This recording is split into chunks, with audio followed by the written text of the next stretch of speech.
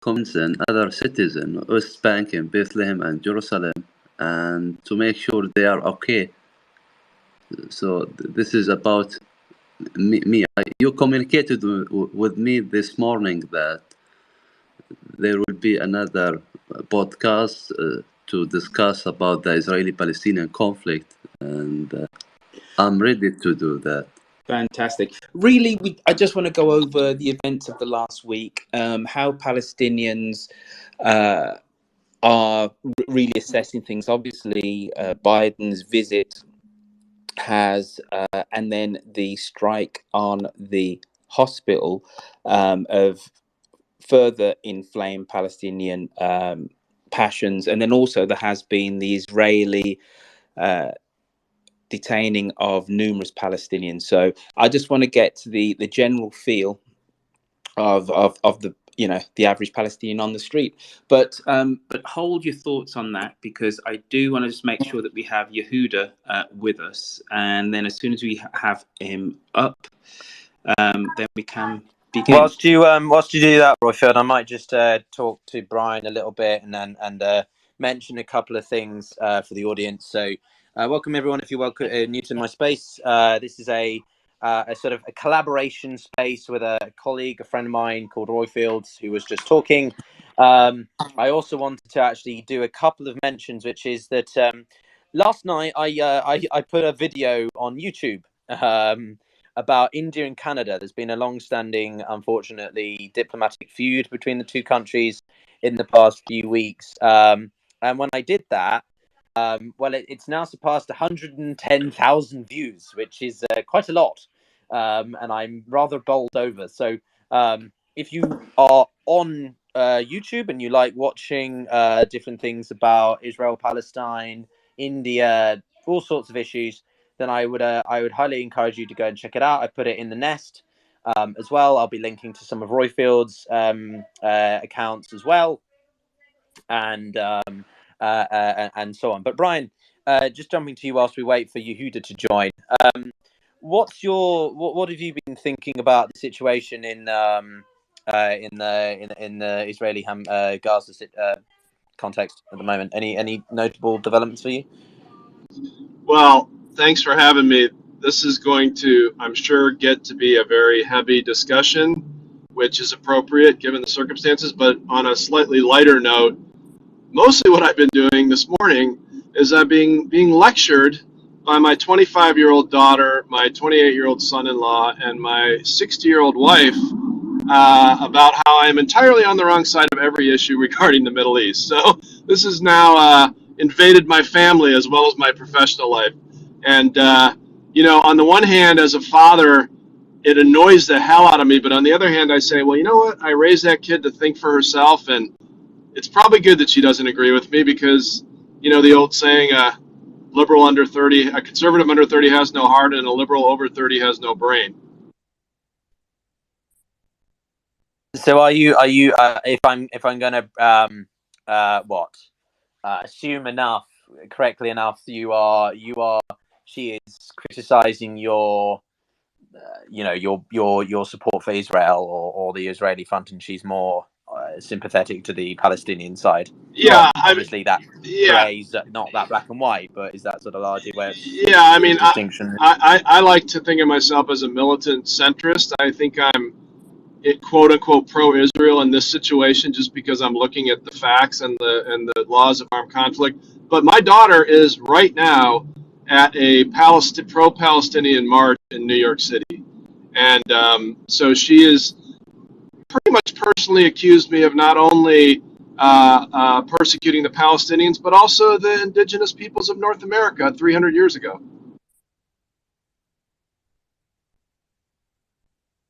Well, that's okay. Well, there's plenty there to unpack. I'm sorry to hear about the family difficulties. Royfield, how are we getting on with Yehuda? Is he almost here? He's back channeled me. I think, he said he's just got it. So let me see if he's actually now in the room. I would also, while we're waiting, I would just add one plug. I posted this earlier. There's a podcast with my old friend Matt Waxman, who's a professor of the law University and just find it in my feed. I think I'm one of the more solid laws of armed conflict lawyers, but he's the master, and he's very even-handed. So go check that out if you want a little bit more detail than what we'll probably get into here.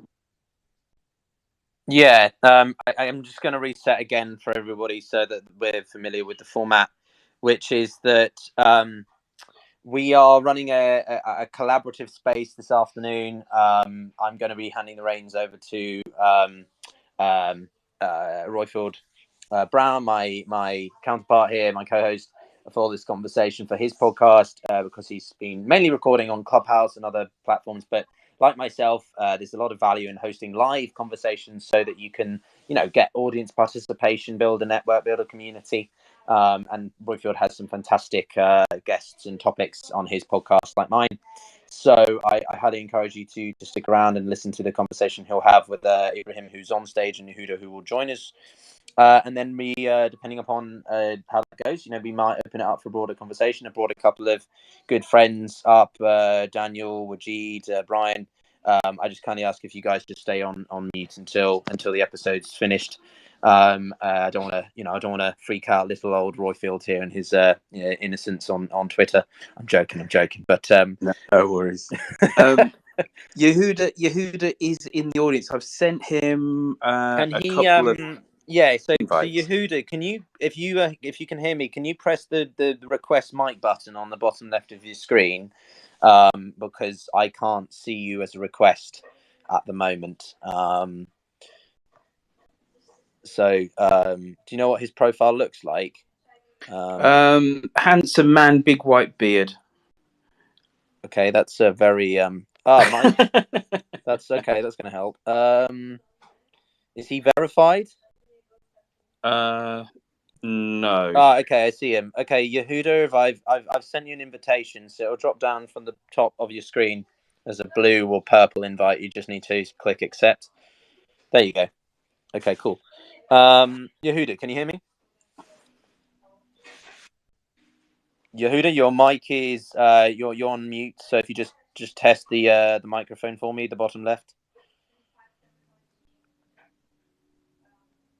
I don't know if Yehuda can hear me.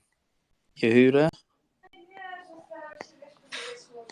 Yeah. So Yehuda, your microphone is on mute at the moment. You just need to unmic by clicking on the bottom left of your screen.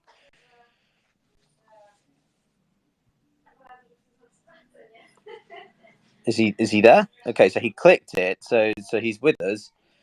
He's not giving me the Heisman, to quote Greg Sotell. All right, let me. Do you want to try back? I'll try and back channel him. Let me just go on mute. Okay, thanks. Hey Daniel, good to see you. For everyone who's interested, Daniel is actually the guest in my very scary video, the YouTube video that has literally exploded. So I know I'm going on about it, but I started a YouTube channel this year with the hope of breaking sort of a couple of the milestones you need to sort of become a YouTube partner and be taken seriously, but we smashed through that and on 115,000 views, which is kind of bizarre. So I it's about India, Canada. I highly encourage you to check it out. It's in the nest above. But yeah, Daniel, how you good? Welcome to the club. My first video to ever cross 100K was also about India back in 2019. So it's the way you have to do it as a unlicensed geopolitical analyst. Well, I guess you have a license. I don't. Good. Fair enough. Thanks, man. But yeah, stick around. Love to have your thoughts and jump in. We should also probably do another space at some point. Shoot the shit. Wajid, anything on the ground from you at the moment? Any updates? Any thoughts on the developments? There seems to be a bit more of a quiet. We seem to be in a little bit of a quiet phase at the moment, relative to what we've seen in the past few days. Yeah, that's the scary part. Once things go quiet, that's when planning is happening and there's less of like smashing your chest, less of that and more of let's calculate what we could do and what we can't do. I was on a couple of different Arabic spaces talking about the Palestinian issue, and there was quite a debate between members of the Gulf Cooperation Council and how they want this to be resolved peacefully without war and with negotiations, and you had people on the other side that are saying that they have been planning on this and that they're going against the Intifada and the uprising, that they could get their own independent state. So, real quite different dialogue than you would have heard maybe 5 years ago from the Gulf Cooperation Council, especially that they've already signed the Abraham Accord with the United Arab Emirates, and Saudi Arabia said that they are interested in a peace treaty with Israel. And I heard yesterday that a Saudi official spoke with a journalist saying, in fact, that these peace talks have not. We heard last week that they froze those peace talks between Saudi Arabia and Israel, and Saudi official 2 days ago said that in fact these talks are again back on the table. So things are moving quickly on the ground, and when they get quiet, that's when it gets scary, and that's why we need to be very careful and pay attention to what's going on the ground now more than ever. No, 100%. I was speaking in another space a couple of hours ago, an Indian focused one. Daniel, you go there sometimes, and they were asking me sort of about the next steps. And to be honest with you, I really don't like playing. Well, I do kind of, because I study geopolitics, but being an irresponsible forecaster. And I really just, this could go so many different number of ways. It's interesting you say about the normalization, Saudi-Israeli normalization still being on the cards. I largely thought that was kind of dead, or at least put on the back burner, postponed for the foreseeable future, at least until the US can sort of, at least from its perspective, stabilize the situation so that it can focus on that and Biden isn't distracted by 2024. So, yeah, I don't know. It's a tough one. Daniel, Brian, we'll go to you guys quick, but then I do want to go back to Roy Field to see if he's sorted out Yehuda's mic. Yeah, hopefully Yehuda's mic gets sorted out. Just on the Saudi Israel peace deal, like I'll say something that will be popular, some shocking to others, but if you want peace with Saudi Arabia, it's peace through strength. Like, guys, the Middle East is not filled with call it leftists. That's not how they think. In the Middle East, if you are perceived as stronger, you are more likely to gain alliances, and the stronger the alliance is the stronger you're perceived to be. Strength is strength in the Middle East. It's not a diversity is our strength type of place. So if Israel goes in and does what they say they're going to do and eradicates Hamas, totally and thoroughly destroys them, and wins this war decisively, it makes peace with Saudi Arabia far, far, far more likely than it doesn't. And there'll be a bunch of people with, academic credentials in the West who will tell you the exact opposite, but they've been wrong about everything in this region before, and they'll be wrong about this particular thing again. Yeah, no, I appreciate that perspective. Brian?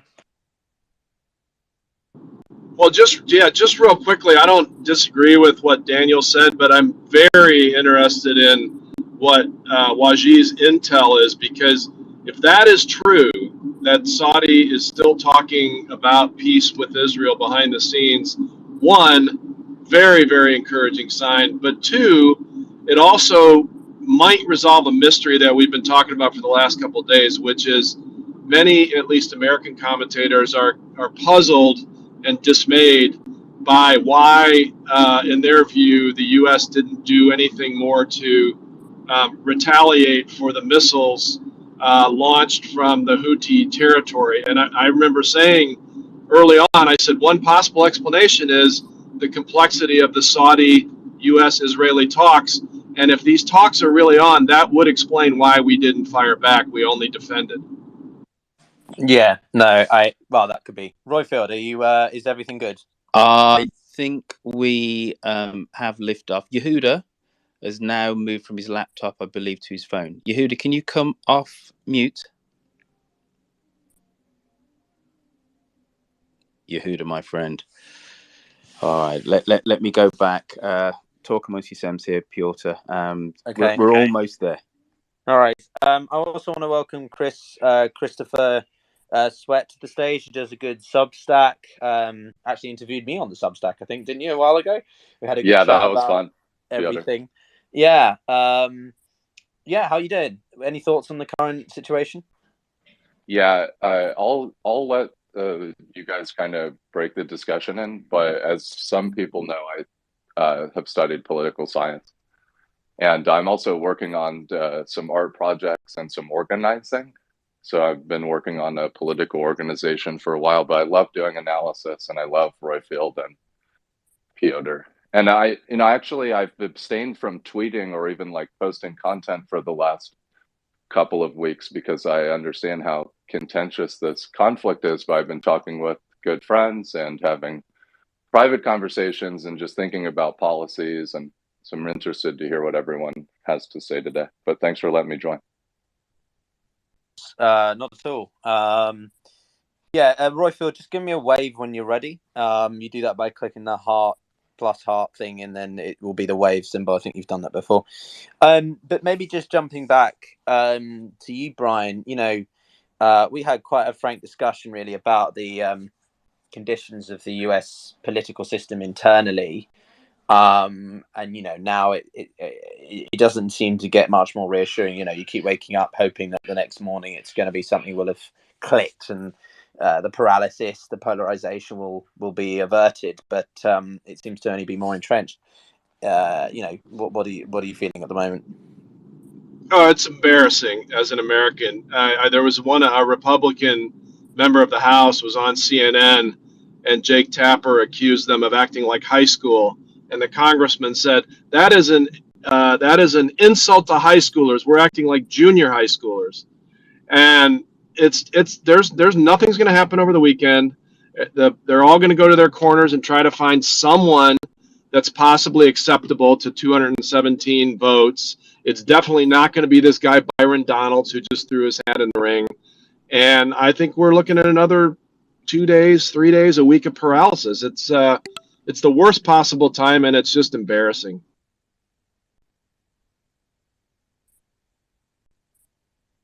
Sorry, my mute button being sticky. No, I've just finished editing my my next episode for the podcast, and we had it with the editor of the Financial Times, Peter Foster, and he we were talking about the situation with the British political climate at the moment.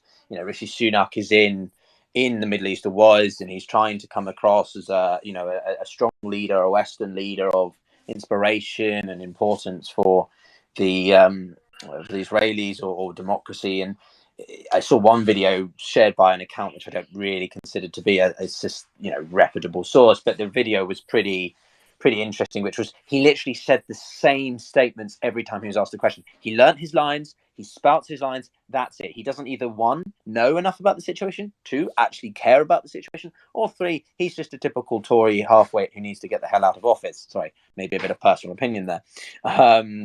Simply put, we need a change in government, and I think that's more reflective of the broader political system, which I think you can see reflected in the American situation as well.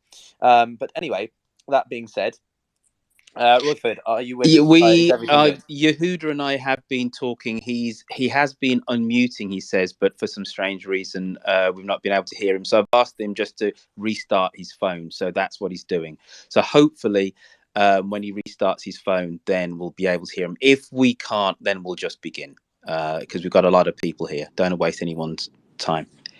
Okay, guys, we've been joined by Emily as well. Go ahead, Brian. I want to jump into I suspect this is on my end, but Pyotr and Royfield, you're both completely breaking up for me. But if it's just me, don't worry about it. It is just I can hear Pyotr perfectly fine. If that helps you. Thank you very much, Daniel. That's a very subtle way of saying he really enjoys listening to my voice and accent. I'm kidding. I'm not that pretentious. Emily, welcome to the stage. I don't think we've met before, but I see you're related to sports and some other things. Do you have anything you wanted to chime in on? I mean, I saw the title, and obviously this is an ongoing conflict that I pray will end soon. So I was just curious on everyone's opinions. I mean, it's called Jews and Palestinians. I can fully disclose based on the Star of David in all my photos. I'm a very proud Jew, unapologetic Zionist, but open-minded and always willing to debate, listen, have conversations about the conflict, have dialogue, open dialogue. So I'm just, and I use really sports to try to build these bridges, but I don't think in this instance that'll help at all. But I just wanted to hear kind of what everyone because in my mind, I always approach this as it's not really a two-sided situation right now.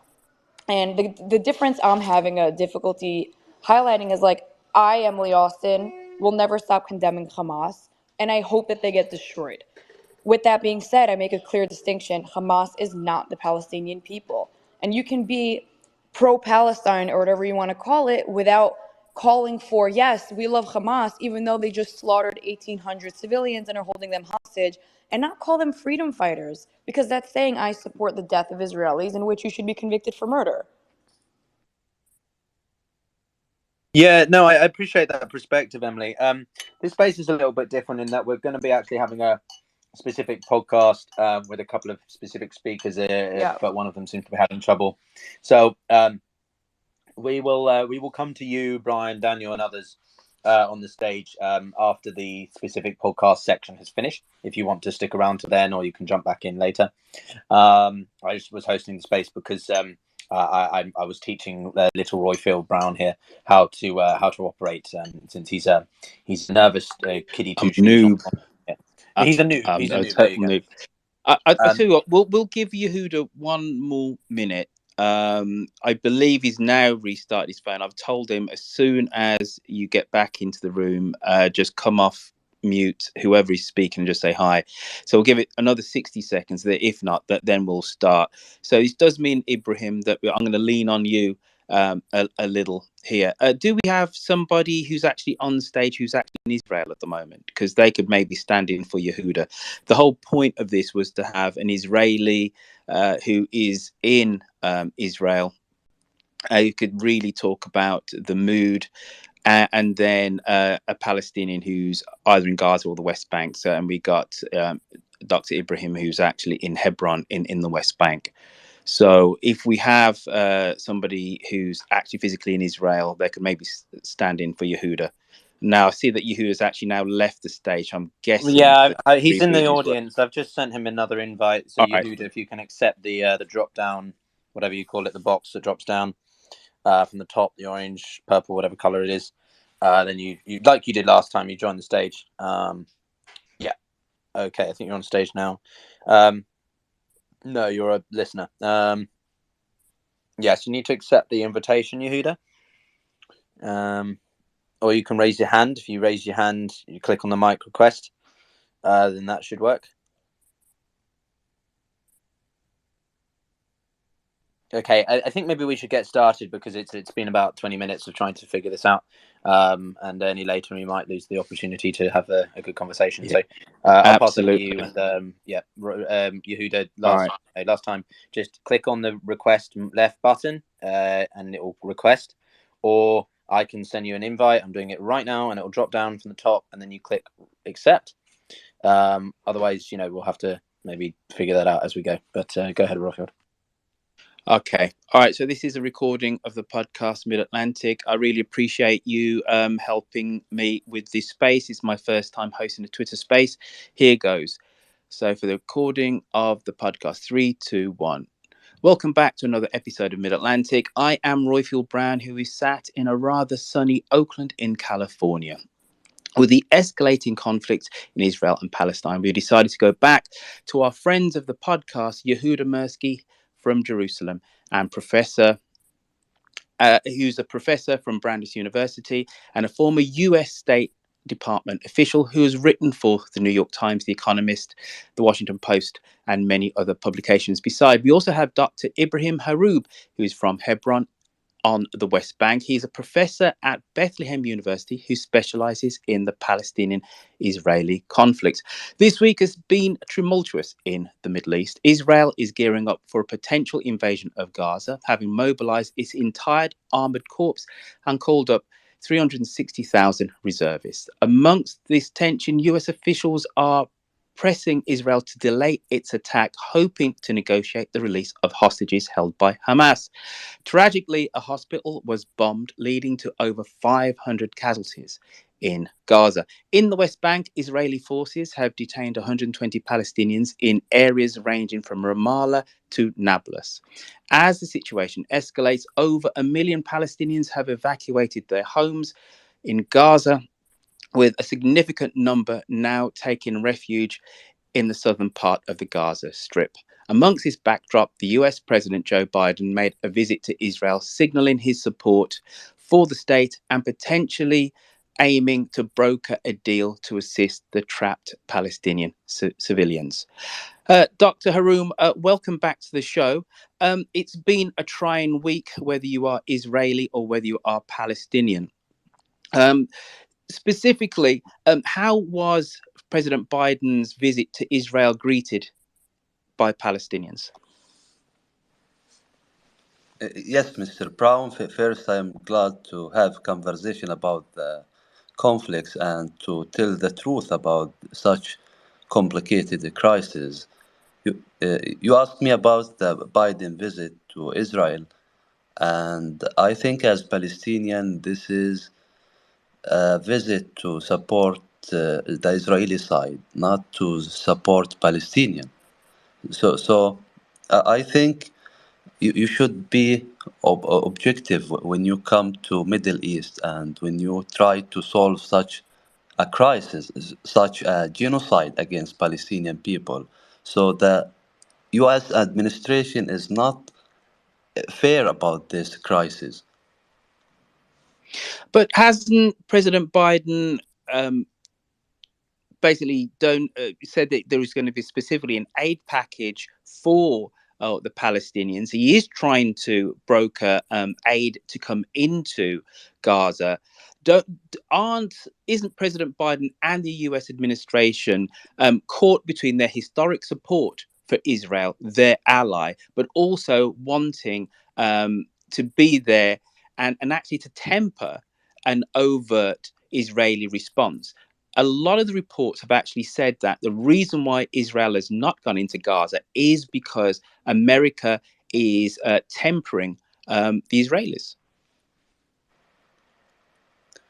It's not about just support about food and AIDS. It's about to stop this war, to stop this genocide against Palestinians. So I think this alliance between Israel and US is, as you said, historical, and they agreed just to make Palestinian people without their rights and just to promote war against Palestinian people. So I think the international community should take action and should support the Palestinian people because, as you heard, that more than 3,500 Palestinians were killed in the last few days of this war, and this is really a war crime, and this is genocide against Palestinians. Dr. Haroub, though, you understand that the Israeli state needs to have an overt response to the Hamas outrage. You understand that, and also this week, President Mahmoud Abbas has said that not only does the Palestinian Authority represent the Palestinian people, but Hamas does not represent the Palestinian people. How did that statement go down with people on the West Bank? Okay, first we should differentiate between terrorism and the freedom fighter, and we should differentiate between war crime and operations. So what's freedom fighter? Is a person engaged in a resistance movement against what they believe to be oppressive or illegitimate government. I agree with you that Hamas doesn't represent Palestinian people, but when you check reality, you will find that ordinary Palestinian people are killed on the ground, and uh, several families were evacuated from their homes. So where is this justice that you kill Palestinian people and you don't fight uh, terrorism as you say, as Israeli government says? So this is the point. The second point that I think this is a type of Israeli propaganda, example of Israeli propaganda that This can be achieved by repeating lies until they become truth, by playing the victim role, by dehumanizing victims to justify the genocide against Palestinians, to spread lies in the first hours of the event, to make facts are unimportant, and to promote the narrative of the complex issue. So, Dr. Harub, I'm Royfield, sorry to just gonna interject, hand Royfield. over to Piotr. I'm just gonna Yeah, hand over to. sorry to interject your recording. I do just want to let you know that we have Adam on stage who is in Israel and can provide the Israeli perspective for the Thank you. podcast recording. I also just want to reset for everyone who's joined. I might do this a couple of times during the conversation if that's all right. I'll raise my hand before I do. But I just want to let everyone know that what you're listening to right now is a podcast recording between my friend, colleague, Royfield, for his podcast, and a couple of specific voices for that podcast. Ibrahim, who you have heard so far, and Adam, who will be joining momentarily. And once that podcast recording is completed, we will then open it up to other people as well. That we're just doing this for the show. I also want to mention, Royfield, actually, for your recording, it was never proven that 500 people were killed. There's a lot of debate around the accuracy of the figure and whether or not it was actually made, because how can you verify that 500 to 1,000 bodies were killed at the time when we didn't even know the hospital was being bombed or the car park? So that's a point of note for you, right? I'm not saying whether it was or it wasn't, but there's this debate around the accuracy of that figure, is all I'm saying. But I'll pass back to you. Fair point. Adam, I'm going to come to you after. Just say one more thing to Dr. Harub. All right, so I've got some feedback here. Thank you. Adam, you've got a lot of feedback. You need to he's muted up. And Ibrahim, you need to mute in between record when you speak, please, because otherwise it's a lot of background noise. Thank you. Go ahead. Dr. Ibrahim, I asked you, I thought it was somewhat of a simple question. Mahmoud Abbas very clearly said that Hamas does not speak for the Palestinian people. I thought that's going to be a yes and no answer, that either yes they do or no they don't.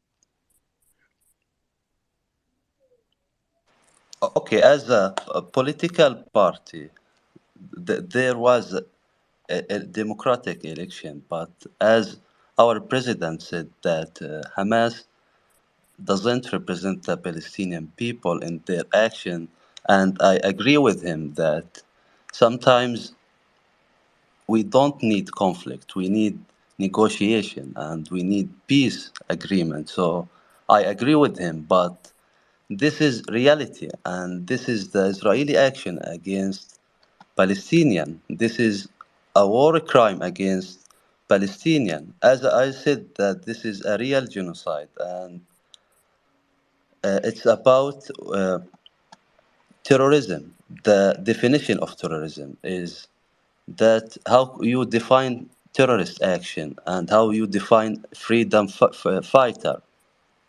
Okay, Dr. Harub. Adam, welcome to the stage. 2 weeks after Hamas's outrage in southern Israel, what is the mood of the Israeli people as 360,000 Israeli army reservists have been called up, and it looks like the nation is about to go into Gaza? Thanks for having me, and thanks to Dr. Harub also for being here too. On the one hand, there's a lot of apprehension because we would anticipate that ground fighting means more soldiers being exposed to risk. But on the other hand, there's a tremendous and unusual consensus and unity. Israel is a parliamentary democracy and can be pretty fractious. So we have a large number of perspectives, all of which are represented, some by smaller parties. And so in the last 3 years, I think we had 5 elections, and the current coalition came together by some unusual means, and then we had quite a divided polity for about the last 9 months, with some extremely contentious arguments about our judicial and constitutional structure, and all that's basically been forgotten. I'm sure there's people that would disagree with the way I'm describing it, but I think, probably 3/4 or more of the Israeli public agrees that we need to act strongly, that the most important priority is not only to defend from, further Hamas activity, but to remove the ability for Hamas to continue to do this. So what kind of a military action in Gaza does that look like? First of all, I don't know, and I don't think people have discussed that very broadly. After, for example, 3 Israeli teenagers were kidnapped in 2014, we had a military action to try to retrieve them, and so I think everyone's expecting the scale of it to have to be more serious than that. For example, another thing that we're very concerned about is whether or not Hezbollah will, choose to use this as an opportunity to attack in northern Israel. So we have almost 30 towns, I think, that are within a few kilometers of the Lebanese border that have been evacuated preemptively. So those are more citizens. So not only citizens living around the Gaza Strip have come to the middle of Israel, but we've also cleared out several towns to the north. Dr. Harub lives in Hebron, which is not far. I'm in Efrat, overlooking Bethlehem, and what we have concerns that there's also the potential for violent activity, from the West Bank, where both he and I live, even in the same parts. And so that means that even above the number of soldiers who are required for operating in Gaza, that we basically are concerned about a couple of other fronts that could potentially be opened. I'll say something that's been Adam, Sure. just 1 second, just quickly, because you've brought up some of the things which I did actually want to go on. You're gonna have Could you to just mute mute Adam. Adam? There's too much feedback. There's way too much echo. So you're going to have to mute each time Royfield speaks, because I'm getting so much feedback. Sorry, I don't mean to interrupt, but it's bad. No worries. And thank you for that, Pyotr. I'll go back and, for the sake of the podcast, and ask that question again. Adam, I just wanted to just quickly jump in, because you've gone on to a few issues which I did want to raise. But just so we have a kind of a sweep of current Israeli mood in terms of politics before we come on to, let's say, Biden's visit or Hezbollah potentially opening a second front. Is it fairly safe to say that some of the internal rankering which we've heard within the Likud party in terms of Netanyahu's leadership and war leadership has been kind of put to one side because of the war cabinet, that Israelis have confidence in the war cabinet, that not Netanyahu is going to have his hands on the military tiller? I would say that the military is a highly trusted institution that most of Israeli society participates in, because we have compulsory service and very highly value continued service. So even though it's not perfect, and there's a lot of disappointment in the military and intelligence service that this attack could have happened, I don't think that there's many people that say we should have someone else running the military in particular. There's tremendous disappointment with Netanyahu from many quarters, but we're also only 2 weeks after the attack, and we haven't moved to the next stage of whatever the military response is going to be. To give an example of what that national mood is, we're still thinking of 200 identified captives, and so the Tel Aviv Museum, put out in their large square in front of the museum, a table with 200 set table for Shabbat, with 200 seats, missing, of people who wouldn't be there. And so everyone is more focused on the sort of the task at hand and the immediate things in front of us. Netanyahu leads a party that has about half of so let's call it 25 or a little more than 25% of seats, and he has a number of parties to his right, and that's the basis of his coalition. I think that his defense secretary is thought of as a consensus figure in the defense establishment, and then a former chief of the general staff, who is the head of a centrist party, joined this war cabinet. And so I don't think that anyone, I'd say it's hard to say anyone, right? But anyone in the middle, 60 or 70% of the Israeli public is concerned that Netanyahu would either be incompetent or overly political in one way or another. And I just don't think that that's necessarily like something. I'm sure you can find someone that'll be worried about that, but I think that there's a strong degree of trust that the military will operate as it's supposed to, and that we're not at the point that we need to talk about, I think Abraham Lincoln said, changing the horse in midstream. So even though I, for example, was a decided opponent of Netanyahu and his domestic policies, and voted for other parties, I don't think the guy needs to stop being prime minister until we've reached more stable equilibrium in the war. Last question to you, Adam, before I go. And I know Daniel wants to make a point, and then we'll come back to Dr. Haroub.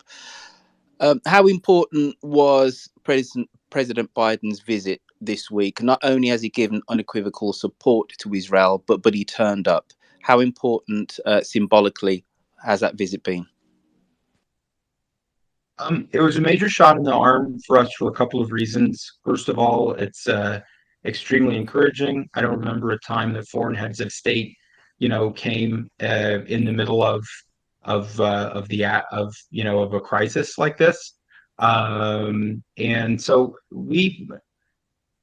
this is a tough statement to substantiate what I'm about to say, but many people in Israel feel like we get the short end of the stick in media and public relations and international relations all the time, no matter what. And so it's very unusual that we would have, not only President Biden, not only, Prime Minister Sunak, but so many people arriving and positive messages of support. So that's, been very encouraging. I personally am also very encouraged by a trend. When we talk about the Palestinian people, there's different groups of them, and they think different things, and they have different outlooks.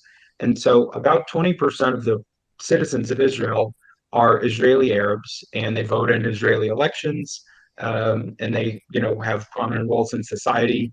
And there are many times in which they are opposed to what we would call like bigger war and peace or conflict issues. And that's another thing I think that's been very gratifying, is how many of them, and for how many different reasons, have rallied to the Israeli side rather than saying that, there's a broader conflict, or we're not caring about, Arab and Palestinian citizens. So I think that that's another very interesting angle. I don't, so Nas Daily, if anybody sees his, Facebook videos, right, he would be a great example of this.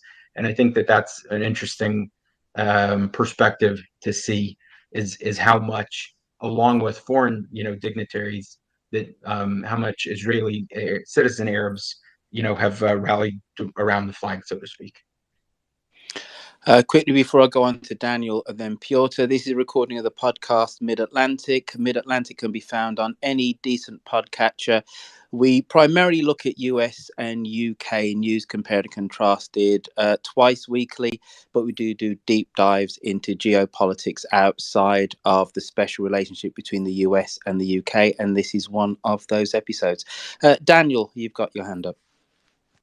Yeah, I wanted to ask a couple clarifying questions to Dr. Ibrahim here. Okay, one, considering the Palestinian population has increased every year since 1948, the genocide you cite, is it a consistent genocide? Or are you particularly saying the genocide has started, let's say, October 8th of 2 weeks ago? Two, you made the claim that Israel was lying about what happened in the first hours of what went down. So that would be I mean that to be the October 7th attack. So I would like to know what exactly you see as Israeli propaganda around that. To me, we're talking about people paragliding into a music festival, killing people, raping people on top of near the bodies of their dead friends before killing them, burning babies and women and children alive, taking hostages and that. So I want to know what part of that you think is Israeli propaganda and what part you think actually did happen, and if you think that's good or bad or neutral. And three, in future, when you cite war crimes, I'm going to hold you to the standard because you are a professor. Can you please cite what exactly the war crime is? Action A is a war crime because B, under international law, which is X. Okay, Mr. Daniel. I respect your perspective and you have the right to defend your point of view. I will answer your last question. What a war crime is? In simple definition, a war crime is the violation of laws of war that gives rise to individual criminal responsibility for action, such as killing civilians or killing prisoners of war, torture, taking hostages, or destroying civilian property. So, as you see on the media outlets, that more than 3,500 Palestinians were killed in the last few days of this war. And this is fact, not assumption. The second question, you talk about the Israeli propaganda. And as a communication specialist, I said that the Israeli propaganda tried to achieve to narrative control by dehumanizing victims to justify the genocide against Palestinian and by playing the victim role. And this is can be achieved by repeating lies until they become truth. We talk about promoting the narrative as on social media and online influence by delegitimizing critics of Israeli policies and by selective use of information. So this is about complexity and confusion. I think that you should differentiate between reality and media. As I said that there is a big difference between what you see on media and what you see on reality. And you just check the numbers of Palestinian people who were killed in this war. More than 3,500 Palestinians. And you compare the numbers between 2008 and 2023, how many Palestinians were killed and how many Israeli were killed. So you see the difference, that there is a big difference between the number of this in both sides. To be fair, though, Dr. Harub, you haven't exactly answered Daniel's question about specific war crimes. What you've talked about is media and perception. But Pyotr, this is your room, fundamentally, my good friend. You've got your hand up. Yeah, I'm mainly just listening and running the optics, the operation of the room. I just wanted to introduce it for those who've joined since. This is a collaboration with Royfield, who is hosting. We have several other speakers on stage, but we're primarily listening to two voices for the time being for the podcast recording. We will open it up to others later on. That's why we have a couple of other people up here, friends and reputable voices I know. If it's of interest to you, then please, retweet the space, give it a like, give it a share. Be much appreciated. It's Royfield's first time as a space host, and I think it's a great job to get some more people experience. If you're interested in podcasting as well, then check out some of the things above. Some links to my YouTube, my podcast, Royfield's podcast, and so on. Otherwise, we stick around and we will open it up to more of you later on as the conversation evolves. But back to you, Royfield. Thank you, Pyotr. Professor Harub, what has been the response of Arab leaders in the region? can they be doing more to aid the Palestinians' cause? Can they be helping to remind the world very clearly that Hamas is not all of the Palestinian people? What are Arab leaders doing and saying to help the Palestinians in their current crisis? I think Arab leaders are able to promote solidarity with Palestinian people. It's not about just gaining alliances with other countries. It's about the Palestinian lives. It's about this, I said, this genocide against Palestinian. And you asked me, Mr. Daniel asked me what war crime. I told him war crime is a violation of laws of the war by killing. But you haven't cited which specific law, and the things you've been saying, one, are evasive, and two, outright wrong. Okay, violation is by killing civilians, by destroying civilian property. I told you more than 3,500 Okay, so Palestinians were is killed. what Hamas did on October 7th a war crime? Hamas what? Are the actions of Hamas on October the 7th a war crime? I told you that, as our president said, that Hamas action doesn't represent all the Palestinian Yes voices. or And no, in your personal opinion, is what Hamas did on October the 7th to you a war crime? as a Palestinian, I just think about my rights, about my state. I don't think about such complicated politics and about the Would you conflict. say your right as a Palestinian is to paraglide into a music festival and kill everyone there? Is that what you consider No, Palestinian no, right? Daniel, draw it back a bit, buddy. it's Draw it back. it's about two-state solution. That if we have two-state solution, we will live in peace, and there will not be no conflict between Israeli and Palestinian. This is the point. Professor Harub, you did come on the show last week, and I thought you did well at times to articulate the viewpoint of the Palestinian people.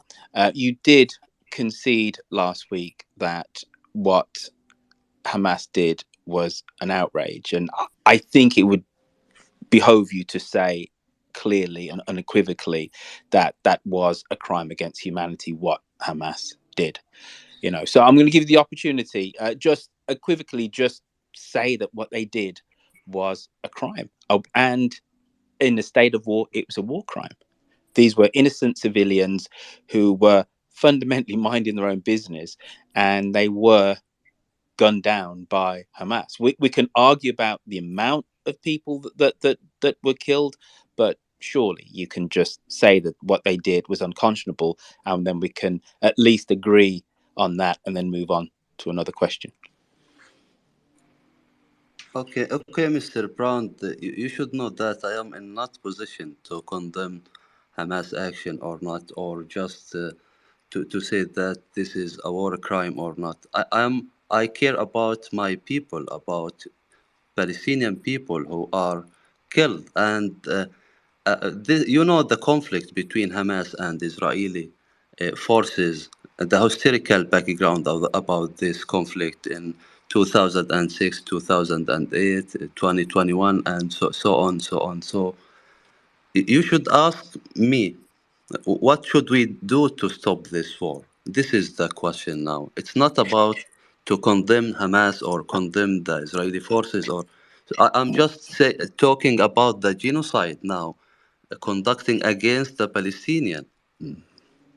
Every day But they kill Palestinian but people, civilian Palestinian but people. Professor, if we can't just agree that what Hamas did was an outrage against humanity, innocent civilians, these were not people in combat fatigues, these were not people representing the Israeli state holding arms, these were people at a music festival. If we can't agree on that, I think it massively weakens the sympathy that many people throughout the world have for the Palestinian people. And also the framing of this room fundamentally is for us to talk about the last week. So whilst I agree with you that there needs to be a just and equitable peace for the Palestinian people, which should be some level of a two-state solution so Palestinians can have their own state, that's beyond the purview of this room. Fundamentally, it's to review the events of the last week.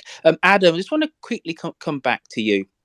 You did mention the potential widening of this conflict into two fronts. How real and present is that danger that Hezbollah won't just be launching a few rockets, but could have a concerted campaign against northern Israel?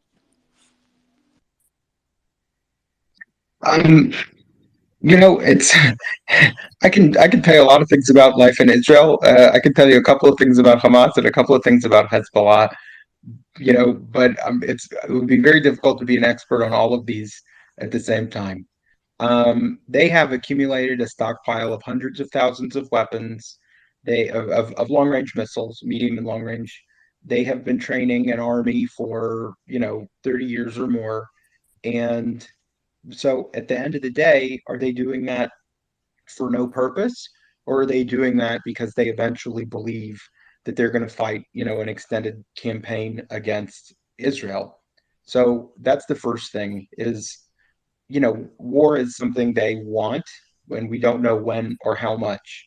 The second thing is, Hezbollah is a local entity that is and sort of isn't the government in about half of Lebanon, but it's also, a puppet entity that is largely influenced and controlled both by Syria and Iran. And so, some of the background of whatever Hezbollah is going to do, which I'm not, qualified to reach a conclusion about, but it also needs to be viewed in light of the concerns that Syria and Iran would have.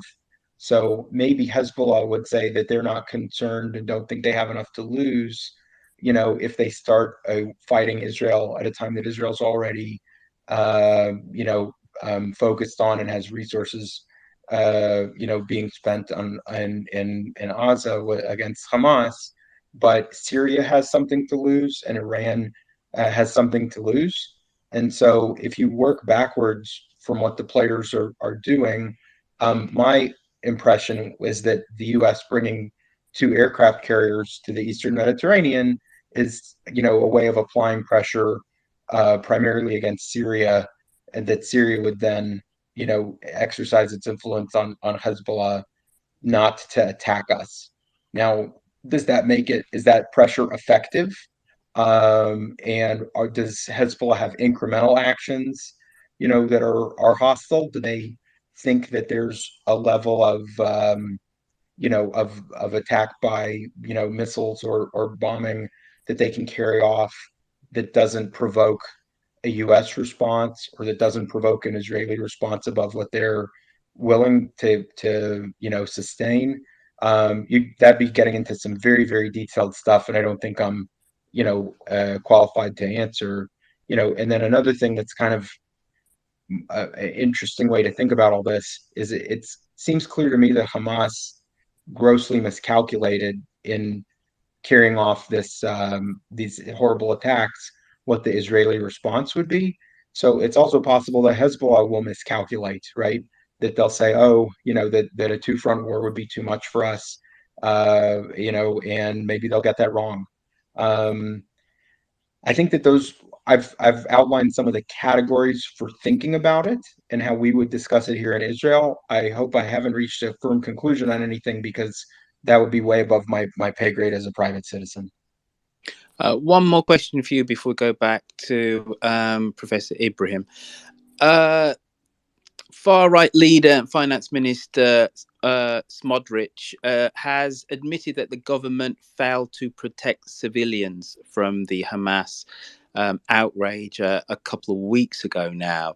Is there still a lot of soul-searching going on in Israel about how Hamas could actually run amok in southern Israel for such a protracted amount of time? I think the public discourse and the private discourse in Israel is much more fact-based and gets into kind of low-level conflict. If anybody's ever worked with Israelis and you're surprised, that people in a meeting would raise their voices and then they walk out of the meeting and they're kind of friends again. So that those same cultural features make it easier to admit shortcomings in public by leaders. So that's the first thing. The second thing is that the Israeli public is probably a little more fluid in between political parties and who to support, and very willing to be responsive to facts. So, from the perspective of an individual leader, for the most part, there's not a lot to be gained by saying, like, well, it wasn't our fault. And I think we have a culture that values self-criticism and improvement, and refiguring things out. So it's glaringly obvious to literally every single person in the country that the security and intelligence, establishment and the people running them horribly failed, right? Like that's as plain as the nose in your face. So the question is what to do about it. And then it's, slightly less consensus, but still broadly consensus that, okay, we don't have time to, change that horse in midstream. So, the chief of the general staff has admitted this was a failure. The head of the Israeli, Shin Bet security service, and I believe the head of the Mossad too, have all said this was a horrible failure. This is my fault. And that's not unusual in Israel. And failing to do that on their part would be, would make them seem obstinate, would make them seem out of touch. And that's the kind of thing that we would have rejected them against them. So on Smotrich's part, it was correct that he did that, and I think a number of other political leaders, have as well. But it was so from us, it would almost be strange if someone didn't do that. So that doesn't lead to what I wouldn't call it soul searching in the sense that like somebody has long dark nights of the soul and spends a lot of time wondering how could I have ever done this. It's rather like the Hebrew like slangish word for it would be tachlis. Like we have to get extremely practical right away. And so the first step to doing that in being pragmatic is to come to terms with your shortcomings. That's how I would locate those statements. Thank you, Adam.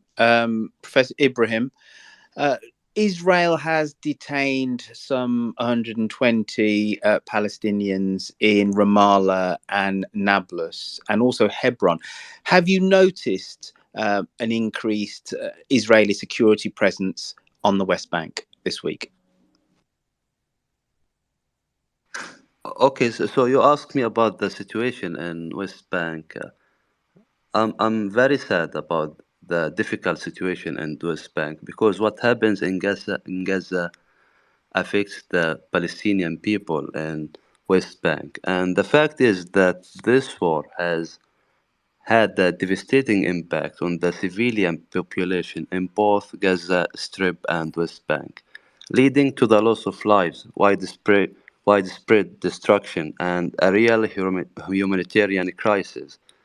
So the situation in Gaza remains highly significant concern for the international community, as I said, and this is should be achieved, and this is should be there should be a resolution for both Gaza Strip and West Bank, and this resolution can be achieved by the Israeli government will by implementing the two-state solution. Passions were inflamed because of the bombing of the hospital, regardless of the source of the missile, Professor Ibrahim. We saw demonstrations all over the West Bank. Does Fatah have the confidence of average Palestinians on the West Bank? Sorry, you talk about Mamadani hospital genocide that happened 5 days ago, and Well, it was more about the reaction to it. We saw demonstrations in Ramallah. We saw demonstrations all over the West Bank. People were understandably upset. Palestinians were understandably upset. Yeah, Does the average Palestinian on the West Bank, which is where you are, do they have confidence in Fatah and the Palestinian Authority that they will be able to represent the interests of the wider Palestinian people, which includes those in Gaza, adequately? Okay, you should first understand the Palestinian political system. We have PLO, the Palestinian Liberation Organization. We have the Palestinian Authority, and we have the political parties. So you ask me about the future of the political parties in Palestine. I think that there will be a shift in power and there will be a new generation of Palestinian people who want to their own state. They want a two-state solution to be implemented, and we should build our infrastructure, our institution, our universities, our hospitals, and this is, I think, the responsibility of the international community to promote Israel and to make Israel implement two-state solution, and this is easily can be achieved by the will of the Israeli government and So, by Professor Ibrahim, is that an implicit? Are you implicitly saying then that the average Palestinian doesn't have confidence in in Fatah and its aged leadership, and that it's basically a time for change? Fatah is one political party among other political parties that represent PLO. We are confident of PLO to guide the Palestinian project for a Palestinian state in West Bank and East Jerusalem. And whether Fatah or other political party represent the Palestinian people, we all dream of the Palestinian state. And this is, I think, the point that Fatah. So I think the future of political system in Palestine will be changed according to the result of this war. Daniel, over to you, sir. Yeah, I want to, okay, one, make a comment of I'm not really comfortable with legitimizing the anger around the hospital, saying it's, legitimately upset when it was, we now have evidence it was a PIJ rocket that landed in the car park of a hospital and killed maybe 10 to 50 people, not the 500 or 1,000 that was reported by Hamas. So I would ask this question, are we still taking everything Hamas says at face value? And two, when we talk about the two-state solution, a lot of us feel gaslit here because the Israeli government has offered many, many, many peace proposals, many two-state solutions, many land swaps. All of them have been rejected by the Palestinian leadership, and there has never been a determination at any level from Palestinian leadership to actually advocate for a two-state solution. So when we talk about this, and we have to put pressure on the Israelis to do it, they've been doing it. There's a two-state solution that's been on the table for the last 78 years, and it's been Okay, rejected. Danny, can I ask you one question about this point? How many Israeli settlers now in West Bank? You talk about two-state solution, and you said that Israeli government offered opportunity to Palestinian people to accept two-state solution. My question is now, how many Israeli settlers now in West Bank and East Jerusalem?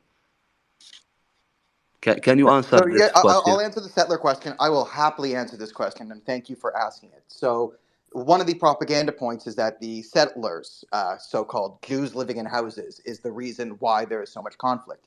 This is disproven by Gaza. In 2005, the Israeli army physically removed every single Jew from Gaza, made it Judenrein, gave all the infrastructure to Gaza, made it a state without them asking, just gave them a state. What do? They burned that infrastructure, voted for Hamas, where you can read Hamas's chart. I put in the nest and what they believe. And then Hamas after a brutal civil war, declared war on Israel and started launching rockets. So clearly their problem was not quote unquote settlers. You say you live in Hebron. Do you at least acknowledge what happened in Hebron in 1929, a historically Jewish city, where the bodies of the founders of Judaism, the founding fathers and mothers, Abraham, Isaac, you name it, they're buried there. Is it, in your sense, a crime that Jews live in Hebron?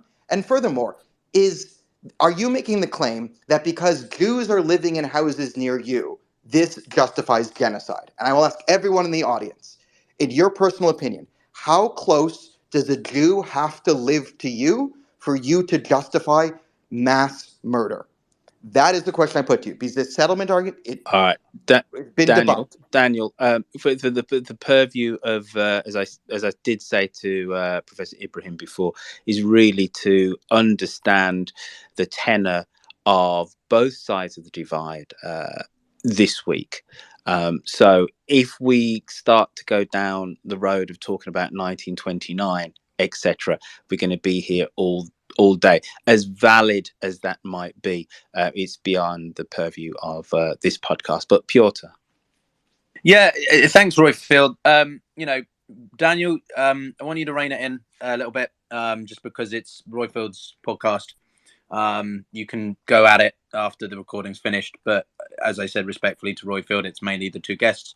You may disagree vehemently with what the professor is saying. I know many people do, but I've seen some also responses to Adam's points and yours as well.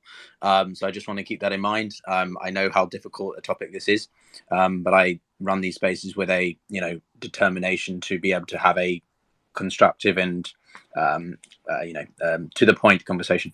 So I just want to ensure that we finish the conversation on the podcast first, and then we can open it up to as many back and forths and debates about this as possible. But for everyone listening, you are listening to an actual podcast recording, of which Daniel is obviously very passionate and understandably so about this matter, as well as some others who are contributing.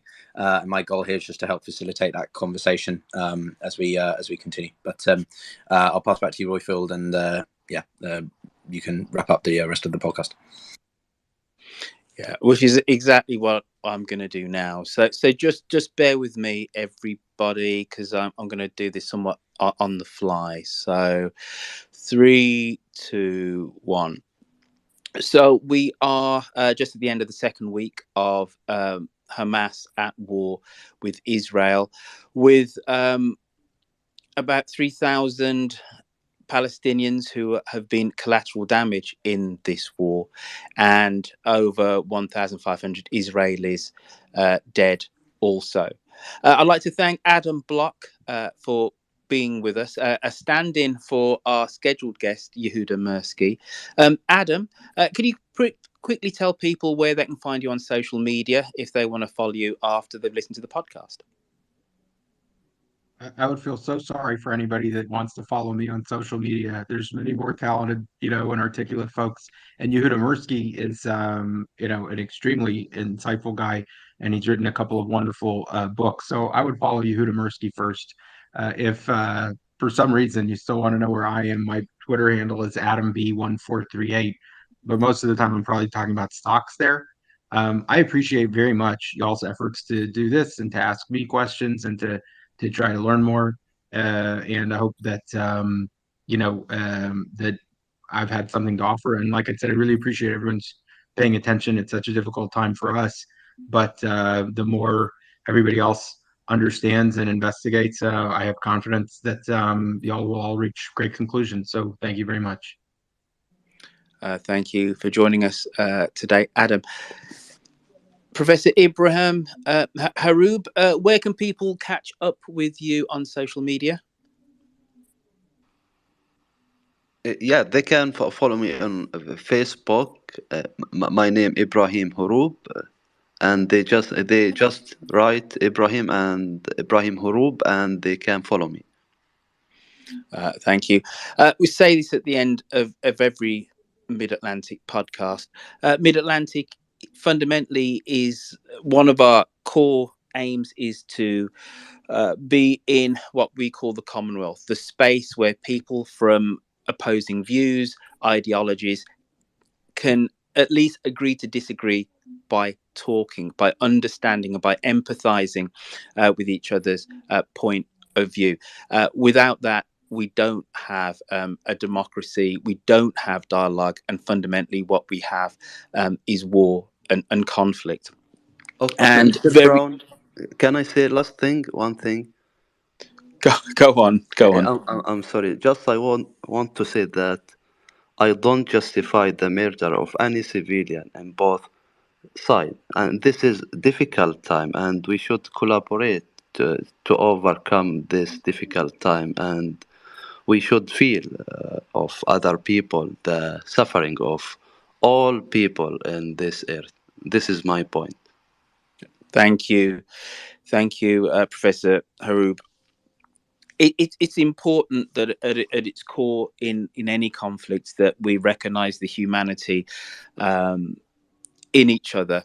If we start from that fundamental building block, it doesn't mean that we can overcome adversity and disagreements and outrageous acts of terrorism easily, but it gives us a fighting chance if we can recognize the humanity in us all, and the fact that security is at the root of what we all demand as citizens of planet Earth. I don't understand incredibly kumbaya-ish here, but peace and security come first, and then with that, hopefully some level of prosperity. And the Palestinian people, a proud people, are stateless, and we cannot and we shouldn't forget that fact. Their statelessness is one of the reasons why the proud people of Israel find themselves in a constant state of readiness for war. They find themselves surrounded by implacable enemies, which historically the state of Israel has slowly been coming to a concord with. Israel is a beautiful country. It's a country which I'm proud to say that I've been to. And as I said in the first podcast just last week, I have two friends who have been called up into the IDF reserves, Natan and Rowan, two gentlemen who showed me a fantastic time some 10 years ago when I visited Israel and took me to a music concert in Galilee.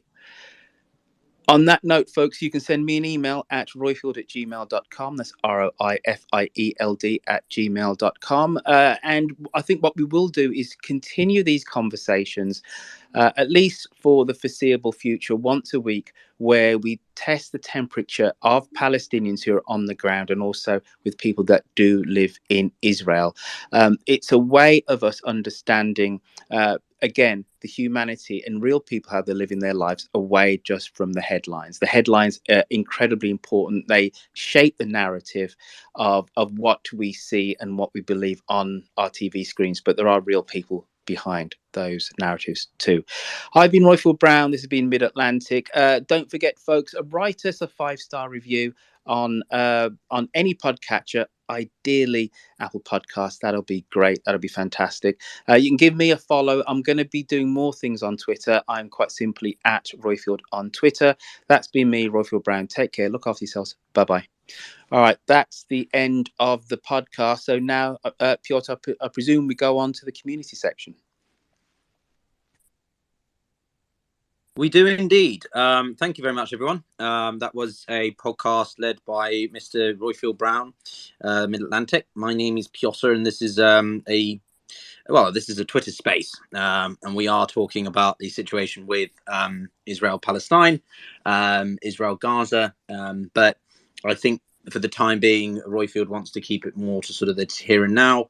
I'm sort of taking a little bit of a backseat this time around. I'm also just eating at the moment, so I don't think some of you want to really hear me munching on some camembert cheese whilst I sort of try to talk to you. I'm also celebrating a little bit of a milestone for myself in my YouTube channel. Uploaded a video with Daniel, my co-host, to my right, and it's blown up. We've reached over 120,000 views, so very exciting. Having some wine and cheese. But I think it's always important to talk about these issues and take in what's happened. I do have some great speakers on stage with me. I encourage you to check them all out. I might want to actually just jump over to Brian. Daniel, I know you were obviously very vocal and passionate about this, so I want you to jump in when you want. Wajid, you've got some great experience on the ground. Giacomo as a friend and support of my show and work as well. And I'll bring up a few more people as we go. The one role I ask is that we respect the integrity of the conversation, that we have some decorum and focus on fact and reason, not emotion and provocation or propaganda. There's plenty of other spaces and places on Twitter and X for that, and I don't think we need to facilitate it here. Doesn't mean we can't have a sort of positive conversation all the same. Royfield, I'll pass back to you if you want to coordinate, but guys, if you do want to raise your hands, it will give some Royfield, who wants to run more of his spaces, some practice. Then yeah, Royfield, go to hands and go ahead. Thank you, friend. Yeah, just to completely underline and reiterate what Pyotr said, obviously we all know what has happened and what is happening, but if we can just give each other the space to speak and be respectful of each other, then I think we'll have a great conversation. The other thing that I would say, let's try and frame this in terms of the last 7 days, because then we will have a focused conversation as opposed to talking about the Balfour Beatty Declaration and or Science Pico and declarations of independence in 1948. We know these things happened. We know they've contributed to the situation of where we are now. However, the conversation will go off in all different angles. Let's try and focus really solely on the event of the last 7 days, which was the purview of the podcast, and then I think we'll have a great conversation. Can I just ask for a clarification there? Are you saying we're not allowed to talk about October 7th? Right? Okay, you know what? That's a fair point. We can go back to the last 14 days, but the podcast specifically was supposed to be about the last 7. So as long as we have a focused conversation and we're not diving too much into the Oslo Peace Accords, the Second Intifada, the First Intifada, the Yom Kippur War, as relevant as they are, we'll have a focused conversation. That's really my overarching point, Daniel. Emily, you've joined us back on stage. What are your thoughts and feelings? I have been seeing a common theme this week, and I'd love to hear from the other panelists about proportionality, and I don't know why it's still a conversation anymore. And this is in regards to the past week specifically, because I've been hearing comments such as their retaliation's unproportional, their defense mechanism is unproportional. Another issue I hope we can address this week are college campuses, because here I said this earlier by mistake before I really knew the layout, is that I am really, you can call it pro-Palestine in a way where I believe Palestinians do deserve liberation. However, I don't feel like the root of all of their problems are Israel.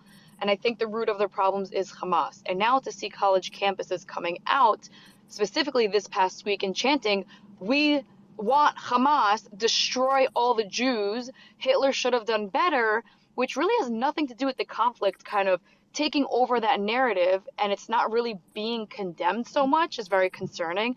And then secondly, like I mentioned earlier, I would love to hear what people think the proper response should be to civilians being slaughtered, kidnapped, burnt alive, whatever you want to call it, because it seems like people don't think Israel has the right to defend itself, which, in my opinion, is 100% wrong.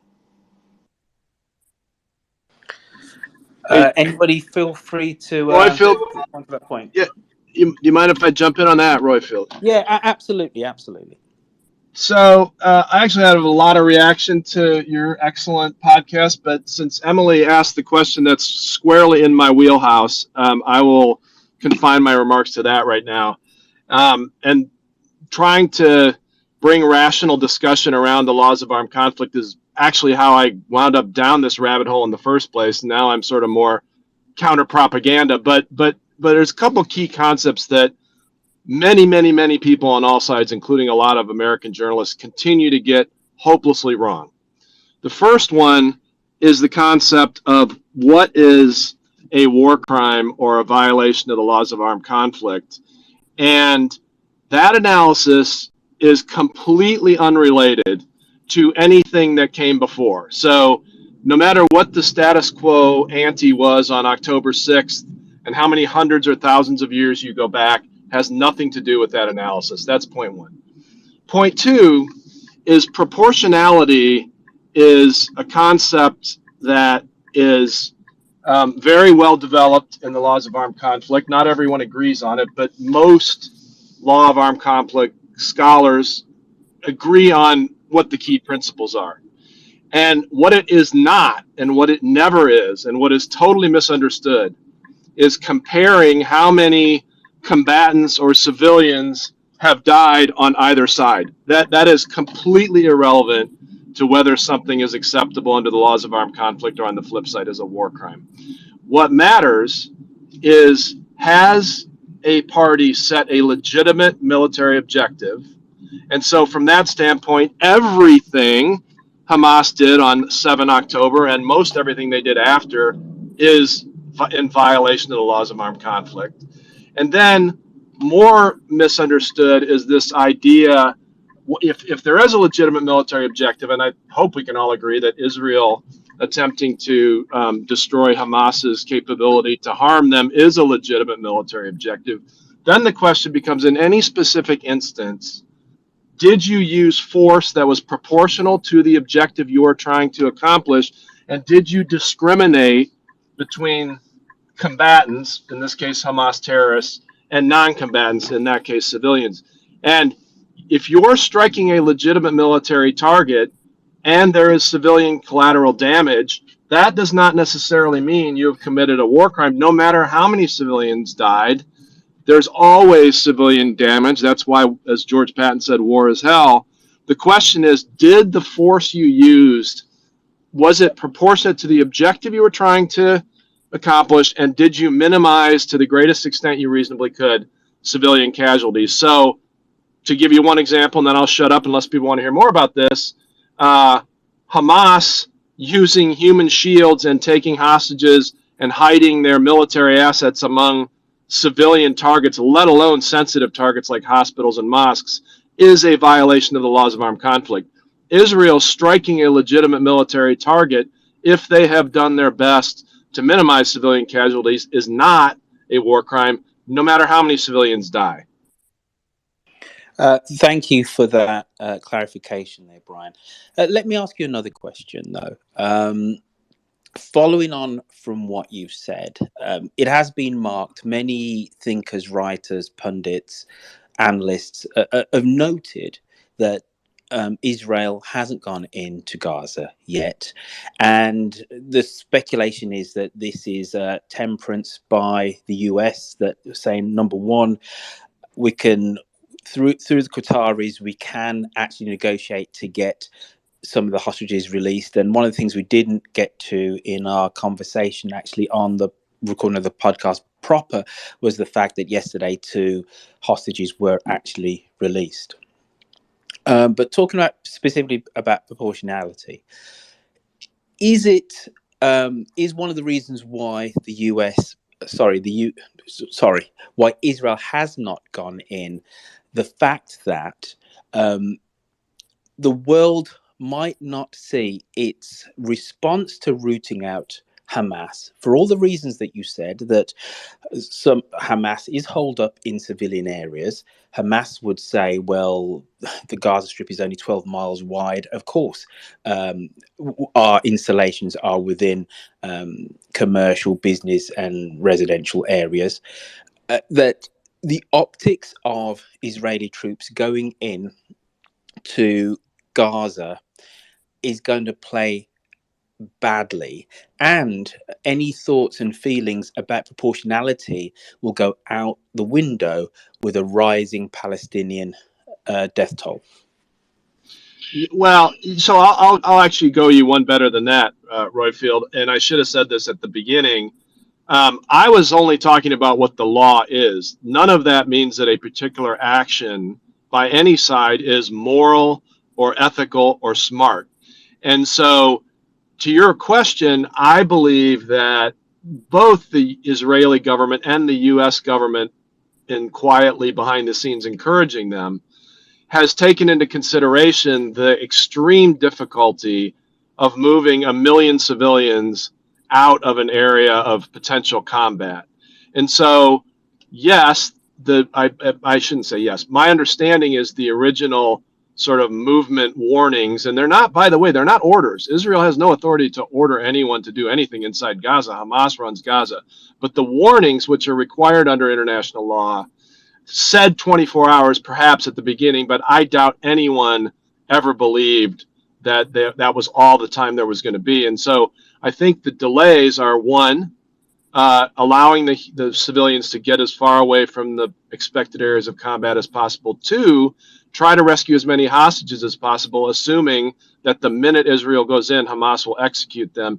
And three, and this is more Patrick's area, but I think I'm right about this, there's no way Israel can achieve strategic surprise now. Hamas knows they're coming in, and John's here too. He'll have a view on this. But they might be able to achieve some level of tactical surprise if they keep Hamas uncertain about when it's actually going to happen. Yeah, I want to jump in on that, and I'll hand back to you, Royfield. I just want to reset the space a little bit for those who've joined. We've got quite a large listenership in here. We are talking about sort of largely the immediate week or so in Israel and Gaza and the broader situation. We had a regional conversation back and forth yesterday, but the conversation can sort of organically flow where it does. If you don't have anything to say, I kindly ask you to drop into the audience, or if you do, you raise your hand.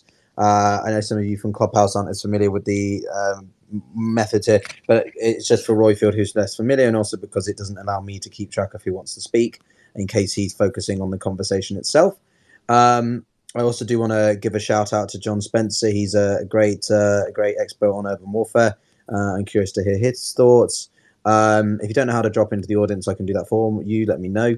I also want to give a shout out to Patrick Fox, great expert on different things. I will be releasing actually my own podcast episode with Patrick and Brian tomorrow on what a campaign would look like in Gaza. We had this conversation with them too. John, where were you, man? I'm joking, but we missed, unfortunately, John's perspectives. But it was a good conversation, and it will be released in the podcast, the audio podcast, tomorrow afternoon if people want to keep a check out on that. I've also released some breaking news, which is in the past week, the UN saw two separate efforts to try and get a resolution through the Security Council to well, at least provide a written response to the situation in Gaza and Israel. But both were shot down by differing parties. The Brazilian one by the Americans, which obviously left a lot of people with bitter tastes given Western statements around the issue. But the Russians are apparently pushing for another one. The first resolution proposal being actually from the Russians. This is clearly Russia wanting to be seen as a regional actor, a global actor with responsibility and leadership, despite obviously what's happening in Ukraine. This is when you'll see countries like Russia, China, and others seeking to exploit the situation for the imagery and optics of their international reputation. So I would watch that if I was you. And I also would check out some of the things in the links above. Daniel's put some interesting things. I've got my podcast, the YouTube channel, and a couple of other things. And I highly encourage you to engage with some of those resources above, including some deeper dives on the Israeli perspective I've had with some journalists from Israel. But other than that, just on the actual topic at hand, as I said before, I agree very much with what Brian said. Hamas would have dug in now. Not that they weren't already prepared for this for years. Urban warfare is some of the most hotly contested in the world. And it's hard to imagine really what the IDF would be facing in Gaza. And as I keep saying every day, the more that the buildings are destroyed, the more that the rubble is accumulated, the more difficult this develops. But I want to go to two voices that I respect quite a lot on this matter. Patrick, I'd love to go to you if you've got some thoughts on that or whatever your hand was. And then we'll jump over to John, and then I'll pass back to you, Royfield. Patrick, are you with us? Patrick is giving me the Heisman. Go ahead, John. Sure. Thanks. Great. I caught some of the earlier conversation. Great conversation, and I, of course, always agree with Brian about the misinterpretations of the legal versus moral versus the military context. And I like to stay in my military comfort zone, although I'll venture and provide opinions on other stuff.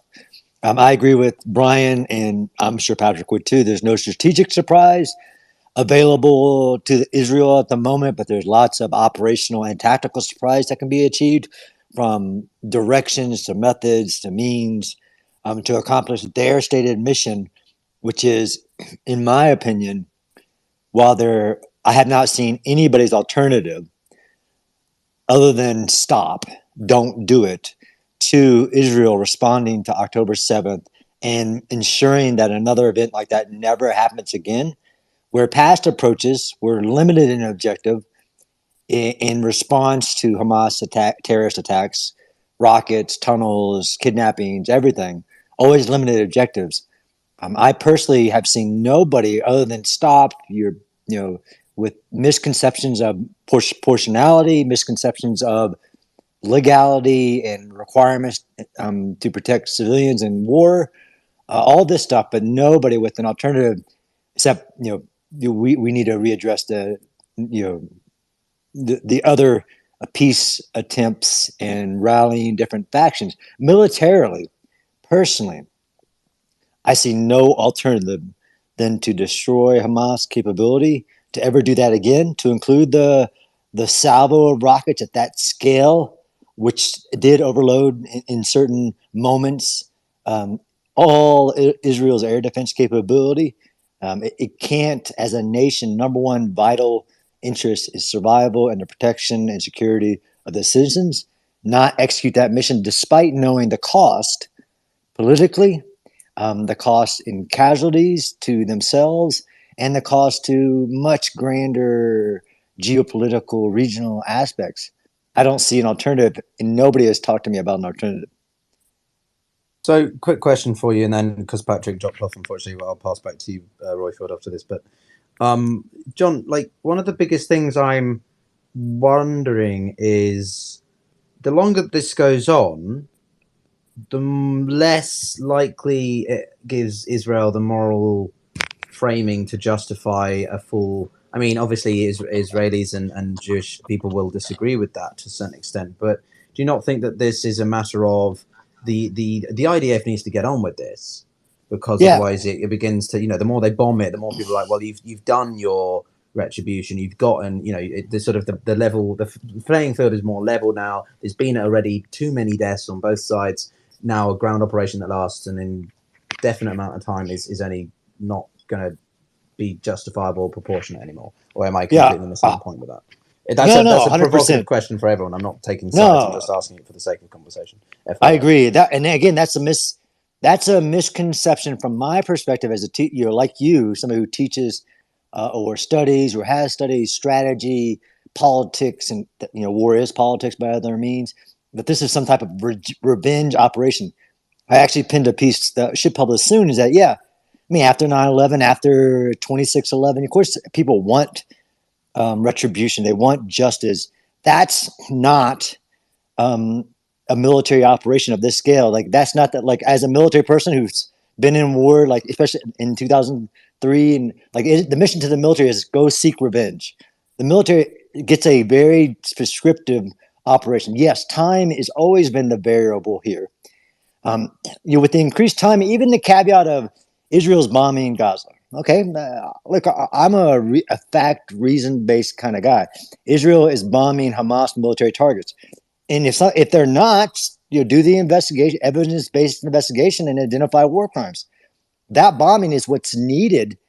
We bombed in similar operations for weeks in preparation for that ground assault that has to go in. But yes, time's always a factor. But in this case, because of the gruesomeness of the October 7th, Israel has more time and will, because they both connect to each other, right? The time is about how much will there is to continue the operation and to acknowledge the cost and still accept the risk and move forward. Like these are like very specific military meaning words that have meanings for that. But yeah, time's a factor. But I don't think it's like they need to go, right? Because why haven't they gone? That's a good question, right? It takes a lot of time to mobilize, even in Israel, that kind of combat power and that's reserve force to do this operation.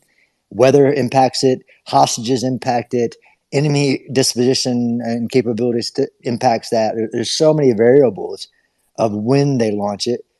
The faster you go, the less actual effective you can be. The slower you go, the more hostages could die. There's so many of those variables. I think people actually don't realize how much time factors in any war, but especially wars in the Middle East and Israel specifically. Just a One last question question, actually, if that's all right, Royfield. I'm going to override you just on this one. Don't worry, when I'm co-hosting your space, you can do the same. But just John, but last question on this. I mean, look, you've answered one of the things why the stalling tactics. I've tried to have a go at this. There's a few reasons. My other major question, though, is end point. Realistically speaking, if they truly want to eradicate Hamas, that is we're talking months, possibly year, if not longer, war of attrition, a protracted conflict. But caveat to that is there's no guarantee, and realistically, it's not even likely that they'll eradicate Hamas, because as I keep saying, once you create an idea, an ideology, you can't just get rid of that. That's why I make the comparison to ISIS. I know they are different groups in terms of what drives them, how they're constructed, and so on. But in terms of the longevity of them, they both have this. They've installed thoughts and beliefs and perspectives and feelings and so on in the minds of many Palestinians. Right? There's a reason why they still have governed and are quite popular, as polls in recent years have shown. So if they don't eradicate Hamas, what's the deal? Are they going to absorb Gaza? Completely not the case. They want to just force the 1.1 million people to the south to flatten Gaza City and then pull out and let the Palestinians rebuild it. Like, what do you think? I know it's a tough question. Yeah, no, that's a great question. I mean, there's some. What's the phase 4? What's the day after plan? And I agree, you can't kill the ideal or even the charter or things like that are inherent in what allowed Hamas to rise. But as a military person, you can absolutely destroy Hamas military capabilities in Gaza to do an attack like this ever again, or definitely for decades, because destroy from a military perspective has very quantifiable metrics to it, right? And that's why you can't take other approaches. But yes, and I've been in the conversations with, that's not my area of expertise, with you, M, and a couple other people that I highly respect on, the wicked problem about Gaza isn't about the last 14 days, but that is the wicked problem the day after Israel goes in and pays the cost in everything, in all forms of national pay, pays a cost from economic, from Israel's perspective, economic, military, pays a huge price to destroy Hamas military capability, unlike they ever have in the past. So far, before a ground invasion, $300 million a day. Right. It takes a lot of money to field a reserve force like that and keep them out of the economy. I mean, it's crazy. But Pyotr, I do think they can destroy Hamas. And I actually, as I listened to the IDF, of course, politicians set the objective, but I listened to the IDF. It's a very specific, clear objective that I actually, unlike even in 2014, it was to reduce Hamas military capabilities. And I saw the generals like, what is reduce? 25%? Whatever. Destroy is very specific. But can they destroy Hamas as an idea? No, of course not. ISIS still exists today. ISIS doesn't control vast geography, doesn't control military capability. It's back into what it never had before, capability. You can do that if you're willing to pay the cost. And I think in this situation, Israel is this time willing to pay the cost to achieve that destroy mission. Yes, the day after, not my area of expertise. I know how it goes badly. I've been there on the ground the day after, how it goes really badly when you don't have a plan. But I don't think anybody, even the experts that we've talked to, like, what is the day after for Gaza and Hamas? No, I appreciate that. I just want to say, Patrick or Brian or Munita, I've sent you guys an invite if you guys want to co-host. Daniel, I've sent you one as well. Whoever wants to jump up as a co-host, you're welcome. I'll pass back to you, Royfield, in just one quick second. I do want to get to Patrick because he's a good voice, a very balanced voice, and he dropped out because of connection issues, I think. So I'd like to go to him, and then we'll pass back to you. Thanks, Pyotr. Can you hear me this time? Unfortunately, yes, but go ahead. You know I'm going to never give you a straight answer. Go ahead, buddy. No worries, man. I listened to what Brian and John both said. I agree with their remarks. I would point out this on the proportionality angle, though, because Brian addressed it pretty thoroughly. Israel has not signed Protocol 2 or 3 of the Geneva Convention. Neither have they signed the Rome Statute or the Article 90 Declaration on Protocol 1. Now, what all that means for people who don't follow this stuff is they have not put Israel under a lot of the proportionality law when it comes to law of armed conflict. The ICC investigators love to cite Article 8 of the Rome Statute for proportionality. That sums it up as basically as good as anything else. But Israel has refused to sign that. So when we talk about what for the Israelis would be a war crime or the laws of armed conflict that they would have to, abide by, you have to go back to Protocol 1, and usually that's Article 52, but not, there's some other stuff in there too. They are much more broad. They are older statutes, and frankly, a lot of the rhetoric we've been hearing, especially out of Secretary Gallant, he made the comment this past week that when they go in, hostage lives are going to be secondary concerns. I don't think I've ever heard that out of an official of his stature prior to a military operation. Not officially, not publicly. And again, I think that's another data point of something I've been tracking, basically since this started. I really do think that a lot of the gloves are going to come off when they go in. And to John's point, that puts them on a clock. It really does, because we haven't seen this kind of action probably in 80 years. If they do what they sound like they want to do, this is something you'd expect to see out of an army going into a city in the Second World War and just blasting their way through it and annihilating whatever their military objective is, and then securing whatever remains of the city afterwards. That I think is going to be a real shock to at least a lot of people in the West. Some other parts of the world are more familiar with it, but as far as we're concerned, that's just something we haven't seen in a very long time. No, I would agree. I would echo that. When I did my master's in strat studies, I wrote a couple theses. One of them was the historical relationship of policy to strategy, and it was like one of the basic courses you studied, right? Strategy and Policy 101, I think it was literally called. And one of the theses I wrote was on you had to basically do a historical coverage of any major conflict. And I chose the siege of Leningrad, so during the Second World War, because I found the siege quite interesting. I mean, it's obviously a major military moment and campaign or situation, but it's not just one side against another, and the road of life or what was over a massive frozen lake at the time south of the city, the Finnish on one side, are sort of the partial support of the Finnish to the Nazis, but not completely. The situation with the Soviets trying to close in on both sides but being completely desecrated, and then drawing comparisons with Stalingrad, arguably the most bloody battle of history. I think, I'm not drawing comparisons in the sense of those levels of destruction, but it's sort of the complexity that any major force faces in going into something like this. It's one of the most 63rd most densely populated area. Hugely complicated reasons behind it. The force is not a conventional actor, yet it's supported by one of the most proficient, efficient proxy, whatever, Iran, basically. And just again, it's fascinating to sort of draw those historical parallels, and everything you said there just made me think of those parallels. But Royfield, I'll pass back to you, go ahead and just run the stage as you wish. Just maybe try and get to as many hands as you can, so they're not all seething at the teeth. Sort of last question or point from me, and anybody feel free to jump in and answer this about proportionality. And yes, when even the most brutal of conflicts generally don't start off as brutal as they end up. So there is a level of ramping up of brutality, for want of using that word again. So there is a level of symmetry when it comes to proportionality.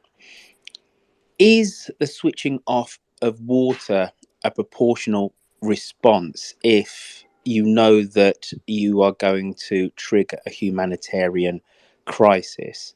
And is that a proportionate response if you're about to go in with, I don't know how many tens of thousands of troops that you are against an enemy which is multitude smaller in a city of 1 million people? Anybody feel free to posit an answer to that. Can I answer that? Yeah, go for it. Okay. First of all, the proportionality is in relation to the military objectives that one needs to achieve. Proportionality is not, some people look at this as the West as if, okay, Hamas killed 1,400 people, so if Israel would kill 2,800, they have done twice as much as Hamas. This is not the issue here.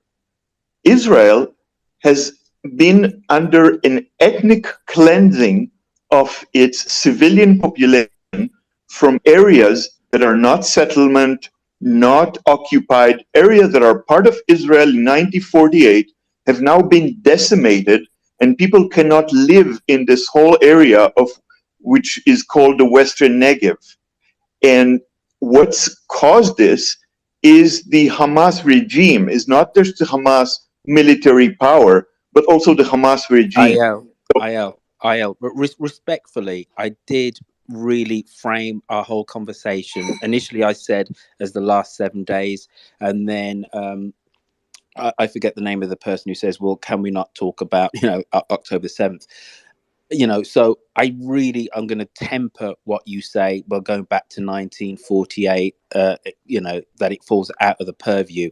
I know that it's germane to the conversation, but we will never have a conversation which specifically looks at the issues of the last 14 days if we talk about ethnic cleansing, which happened in 1948.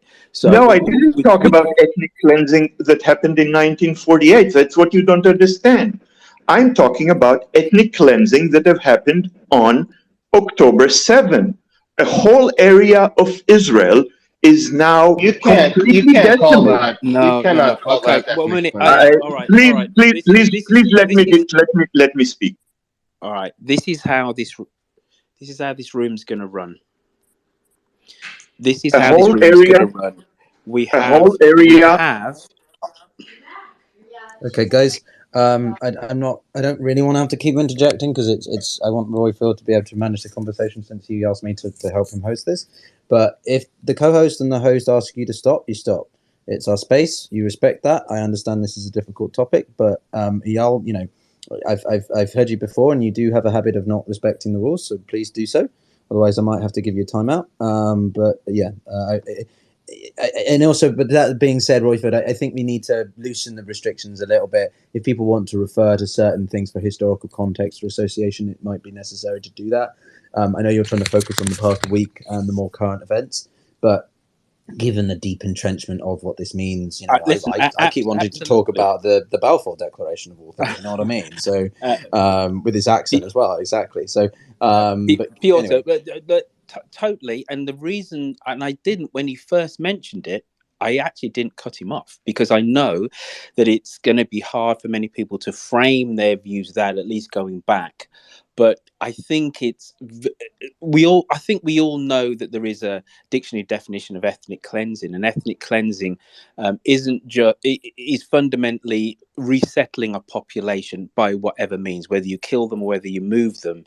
I don't think that applies to this conflict. There hasn't been ethnic cleansing in the last 14 days. There has been the brutal murder by Hamas of 1,500 odd Israeli citizens, and there has been the death of some 3,000 and odd Palestinians in response to that Hamas outrage. But there has been no ethnic cleansing. Can I respond? Is that not brutal too? Like you said, like that was like a brutal murder of the Israeli people. But with the 3,000 people that have died in Gaza, was that not brutal? You know what? It was absolutely brutal. But the point is, right? 1 second, please. Okay. Right, please. If I didn't use the word brutal with their killing, I apologize. But I think if anybody's been listening to me for the last hour plus, they'll know that I've tried to be as fair-minded as possible. And I very clearly stated on 2 occasions, I believe in a 2-state solution. I believe that Palestinian people should have their own state. So if I neglected the word brutal, forgive me, I'm in the moment, right? Brutal. Right, now, with that in mind, I do want to move on. There are many people with their hands up, and otherwise we won't get to anybody if we get stuck on arcane points. Christopher, you've had your hand up for quite some time. Why don't you go next, friend? Yeah, I appreciate that. I've been ruminating on this. I just wanted to add this dimension. Listening to the media and even the conversations here, it sounds like people are discussing the Palestinian-Israeli conflict like an interstate war, and I think that's confusing to me. I don't know. Maybe this is like some kind of like hybrid version of intra-state war, like a hybrid civil war. Okay, maybe it's not like a state-to-state conflict, and so I wonder why it's continually discussed under the guise of a state-to-state conflict. And then I think the reason that people struggle to recognize war crimes is because the recognition of war crime implies that the state can justify third-party intervention, or you could even say that it implies that you could justify the expansion of conflict. So cajoling people into admitting there's war crimes. We all know what war crimes are. So we don't need to get people that don't think war crimes have been committed to agree. We all know what they are.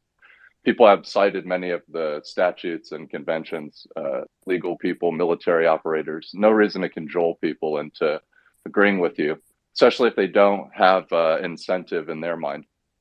And another question that I think, or dimension that gets left off the table, is that you have these like, I'm going to call them autonomous security organizations that find ways of legitimizing themselves. So I'm not fully aware of how Hamas emerged or here to debate that, but they did end up becoming a security organization. So in my head, thinking about post-war policy, who's going to provide security to Palestinian people? And why wouldn't it be in the interest of Israel and the United States, after whatever actions are taken against Hamas, to set up a more legitimate security organization? And then you have these security organizations that are formed, like the charters that were cited on I think it was the Yale publication that cited the Hamas charter, using extreme ideology. And so I think about theories of collective action and why certain groups choose to use extreme ideology. There's a number of theories that talk about extreme ideology as a means that's used by, theoretically rational actors to overcome the barriers of collective action, to overcome the barriers of forming an organization. So why do we avoid the conversation about these autonomous security organizations that are funded by third-party actors? Why do we avoid the challenge there? And then why are we talking about Israel and Palestine like an interstate war? That's just confusing to me. Well, I'll just answer your first point, and then you didn't repeat it in your last point first, is that Palestine, an entity called Palestine, has observer status in the UN. And so is it a full sovereign state as recognized by the countries in the UN? No, but it has special observer status. So whether this is truly a civil war, in parentheses, and or an intrastate war is somewhat of an academic point. Israelis will say that they have given Palestinians opportunities to form their own state. Palestinians would say there are fundamental stumbling blocks to that. One of them being Israeli settlements, etc., and the fact that they don't control many resources that any state would, like water, etc. So, is it truly an international conflict? No. Is it truly a civil war? No. It's somewhere in between, would be my point to that. Now, I'm going to have to skedaddle very soon, but I just want to get other people who haven't spoken yet. Wajid, you've had your hand up for quite some time. Why don't you go next, my friend? Thank you. It's just correction on the name. It's Waji with an H at the end, not D. But Sorry, I appreciate you trying. I know it's not English. Uh, so one thing that I heard is that what happened on October 7th was genocide. I think it's rightly called a terrorist attack with the definition of political science. Definition of political science says that terrorist attack is the terrorizing of civilians in order to achieve a political goal. People in Hamas have been oppressed in a long time and have not been allowed to participate and be able and be part of the decision making process. And that is one of the main important things. And I want Brian to and Patrick to kick in here if they and John if they have more information on anti-terrorism. But one of the main things that I studied is that to prevent terrorist attacks, you must give people must have a way to be part of the decision making process when it comes to politics and comes to decision making. And when you prevent them from being able to do so, or you take their essentials, it's very natural to have such reaction to the situation.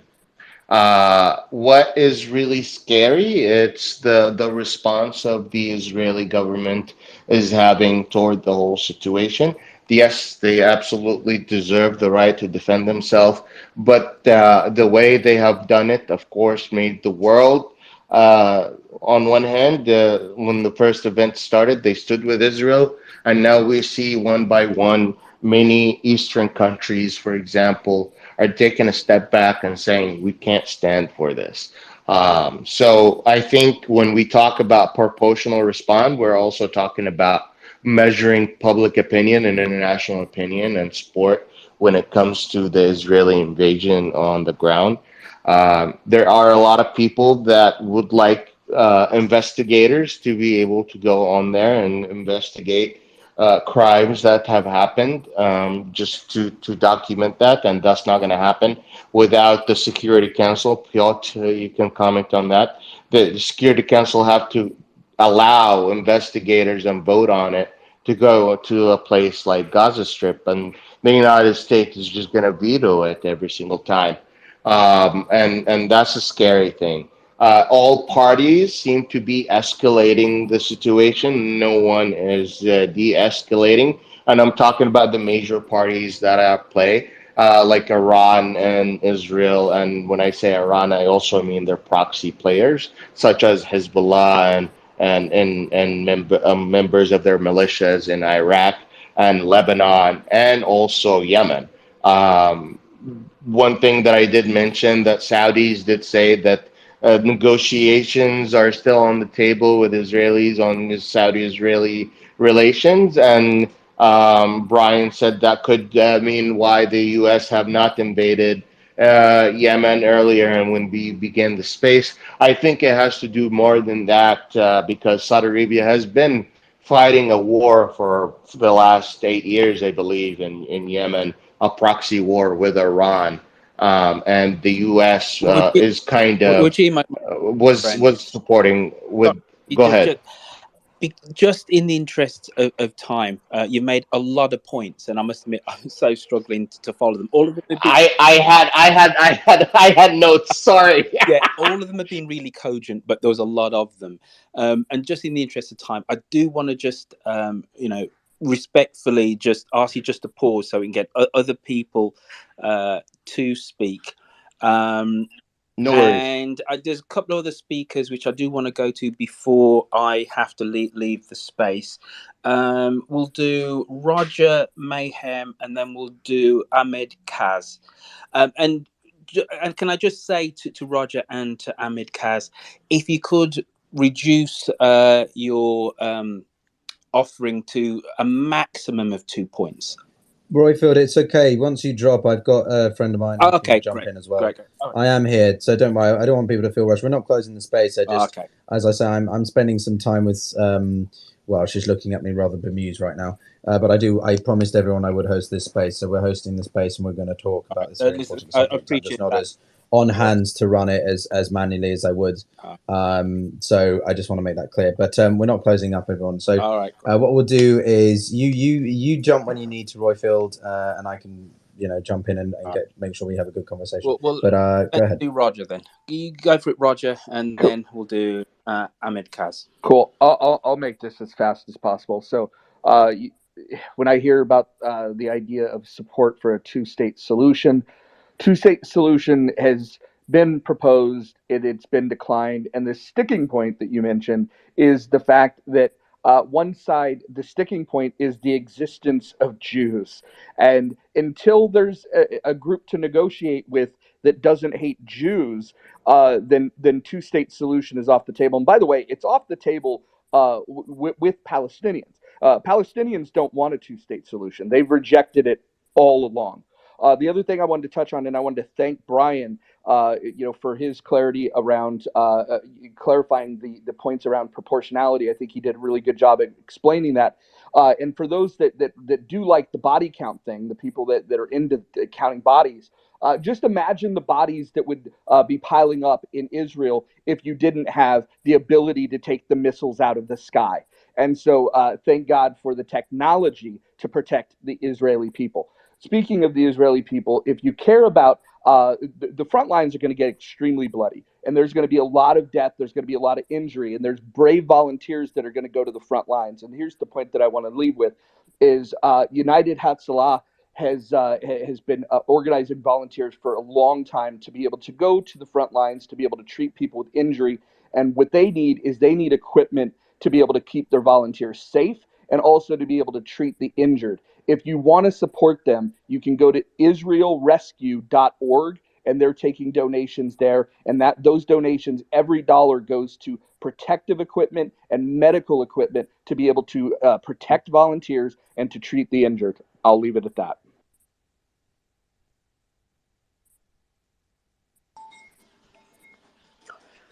Ahmed Kaz, it's your time.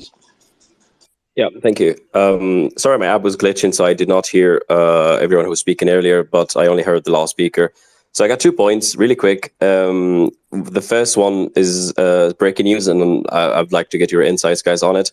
So it was just like 10 minutes ago, the spokesman for Hamas, Abu Ubaidah, they announced that we informed Qatar yesterday evening that we would release Nurit, Yitzhak, and the ID number is there, and Yochfid, there's some names with IDs for compelling humanitarian reasons and without compensation. They want with nothing in return. However, the occupation government refused to receive them. So the Israelis refused to receive 2 hostages for free, and this is confirmed by the Qataris.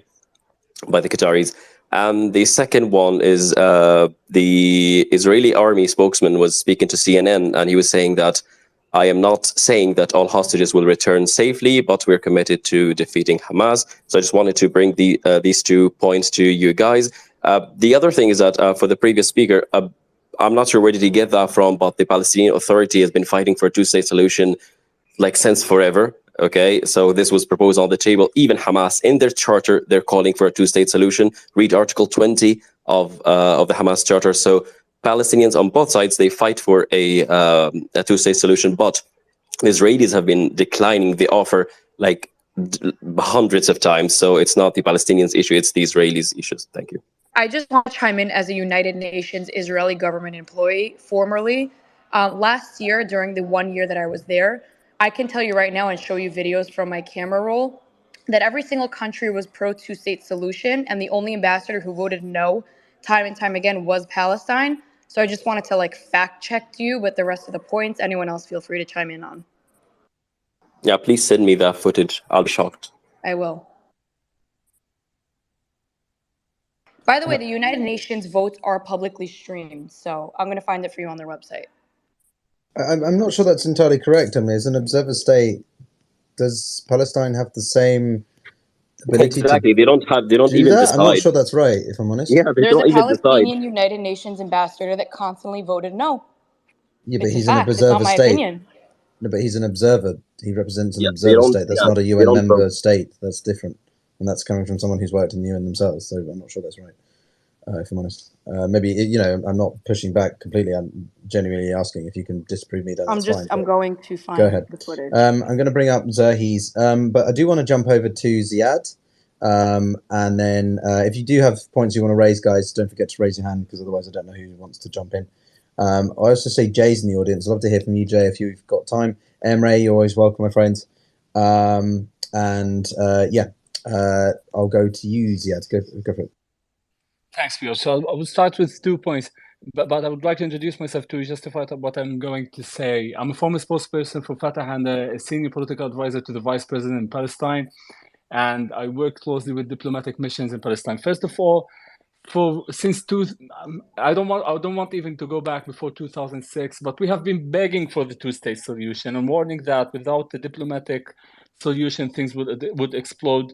And we have been repeating this to all of the foreign missions here and even sending direct messages to Israel, but no one has been listening to us. Now, I just want to touch the issue of proportionality. And it reminds me back to a homework that I submitted when I did my BA degree at the Hebrew University, which was something really not usual as a Palestinian going there. And we were studying the case of assassinating what's his name, Salah Shahade in a former war that Ehud Olmert launched on Gaza. When speaking about proportionality and how many civilians would be victims when trying to justify targeting a military target. And you know, if you go even through the Israel High Supreme Court decisions and discussions about that, there has been a huge division within the Israeli opinion on the huge number of civilian casualties back then when comparing it to what is going on now here. Now, Israel is not signed on the ICC, but you need to understand that one of the main reasons that ICC takes into consideration whether to get involved or not when there is a case raised is to check the judicial authority decency within a state that claims are raised against it. And let me remind you that the current government, or the one before Gantz joined it in Israel, was actually challenging the Israeli High Supreme Court, and trying to take out of its authority, which would weaken it even in the international scene.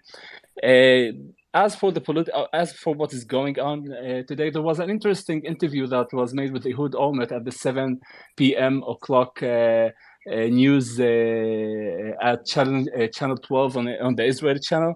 And he was asked about what does he think about what's going on now when comparing it to the war that had happened on his term when he was an Israeli prime minister. And he said clearly that the fact that Netanyahu chose for the last 16 years to sell to the Israeli public opinion that everything can be fine by managing the conflict rather than finding a political solution for it, and indirectly cooperating with Hamas in order to prevent the idea of giving the Palestinians a state of their own, has weakened Israel.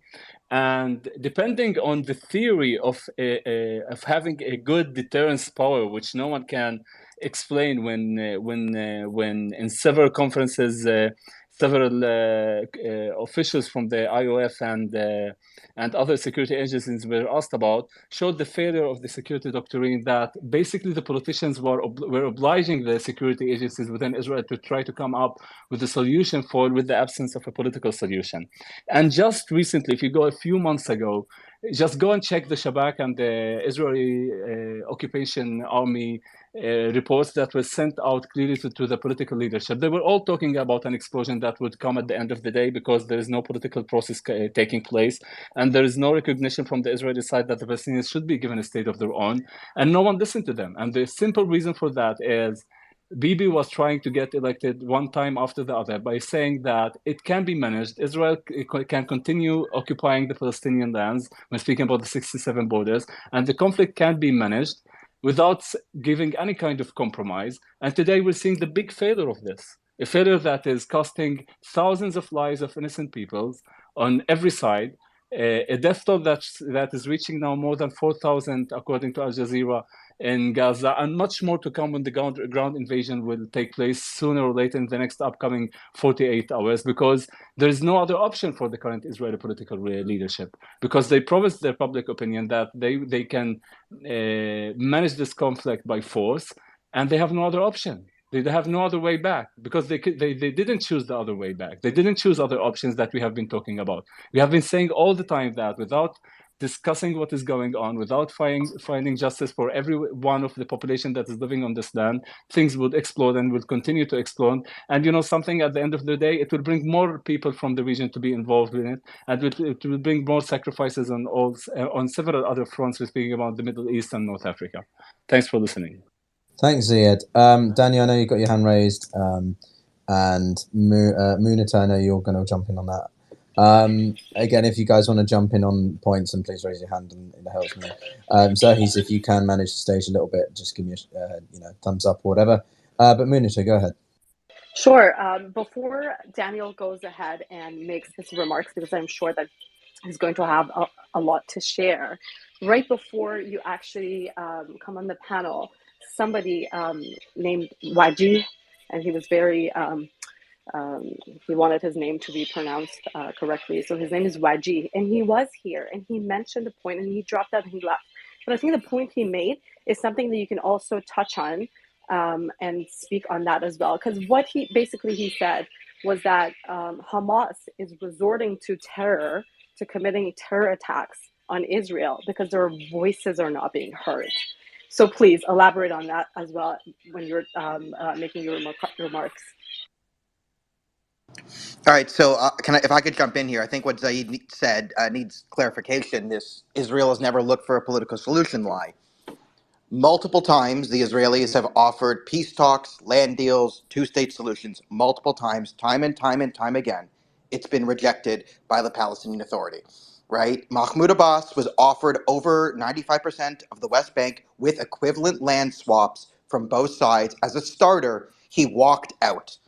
That was the last thing. There has never once been anyone in the Palestinian government or positions of leadership who has ever tried to make a two-state solution happen. Never, not once. The implication that it ever even happened is an outright lie or historical misrepresentation. So the reason we are in this predicament is because there is no partner for peace. Again, with Gaza. Gaza was given a state without negotiation. Israel withdrew literally everything. Every Jew was removed from Gaza. They were given autonomy. No conditions, no preconditions, everything you want, here it is. That resulted in more war, more violence, and more terrorism. So, if the Palestinian representatives, leadership, advocates cannot have at least some measure of self-introspection and say, what have our leadership done to stymie the peace process? You will never get it. But to just pretend that Israel, who has offered peace and two-state solutions time and time again, is the one who is not doing it, and instead it's the Palestinian leadership advocating for it, this is anti-truth. Because at the end of the day, everyone knows what's going on in those negotiation rooms. When the Israelis and Palestinians meet, and the Israelis say, do you want X, Y, and Z? And the Palestinians say, no, we want to kill you all. We're leaving. You can frame that however you want to the international community, and that might work at Harvard University, but it's not going to work on the ground between Israel and the Palestinians. So I will be clear. If the Palestinians want a state or a two-state solution, they have to advocate for one eventually. And never once in their history have they advocated in any legitimate capacity for a two-state solution. Only they've been intransigent, rejected it, and caused further violence. So Daniel, let me be devil's advocate for our conversation, like our talk we had last week, for India and Canada. What about the fact, though, that the two-state solution, if you look at a map and from a Palestinian point of view, it doesn't look very workable. And I simply mean that from a practical point of view. You've got a tiny bit of land on the left-hand side next to the ocean, and then you've got a bigger bit of land next to Jordan, or formerly Transjordan. How is that going to work? Let's say the stars align and this entire situation becomes sorted, feasible, and the 1967 borders are realized. That's what Russia's pushing for. The Chinese, the Indians, I believe, has also said it. Quite a few nation-state actors have said this. Is that really something that the Palestinians can agree to, though, or you don't think that matters and they are okay with that, and they're still being obstructive to that because of various reasons you've mentioned before? Well, you bring up a very good point. And listen, the 67's borders thing, it's a non-serious talking point. It's something we say to just get everyone in the international community to just ignore us. So there was a two-state solution in 1923 when Palestine was divided into East and West Palestine. So there was an Arab Palestinian state, it's now called Jordan. All Jews were kicked out of there. So we've already done the two-state. Then we tried another two-state in 1947. That was rejected by all Arab leaderships. They declared a war with the intent of genocide. They lost that, so that was another chance there. What you call Palestine, the West Bank was administered by Jordan. Gaza was under Egyptian control. And then when the PLO formed in 1964, again, they were very, very, very explicit in 1964.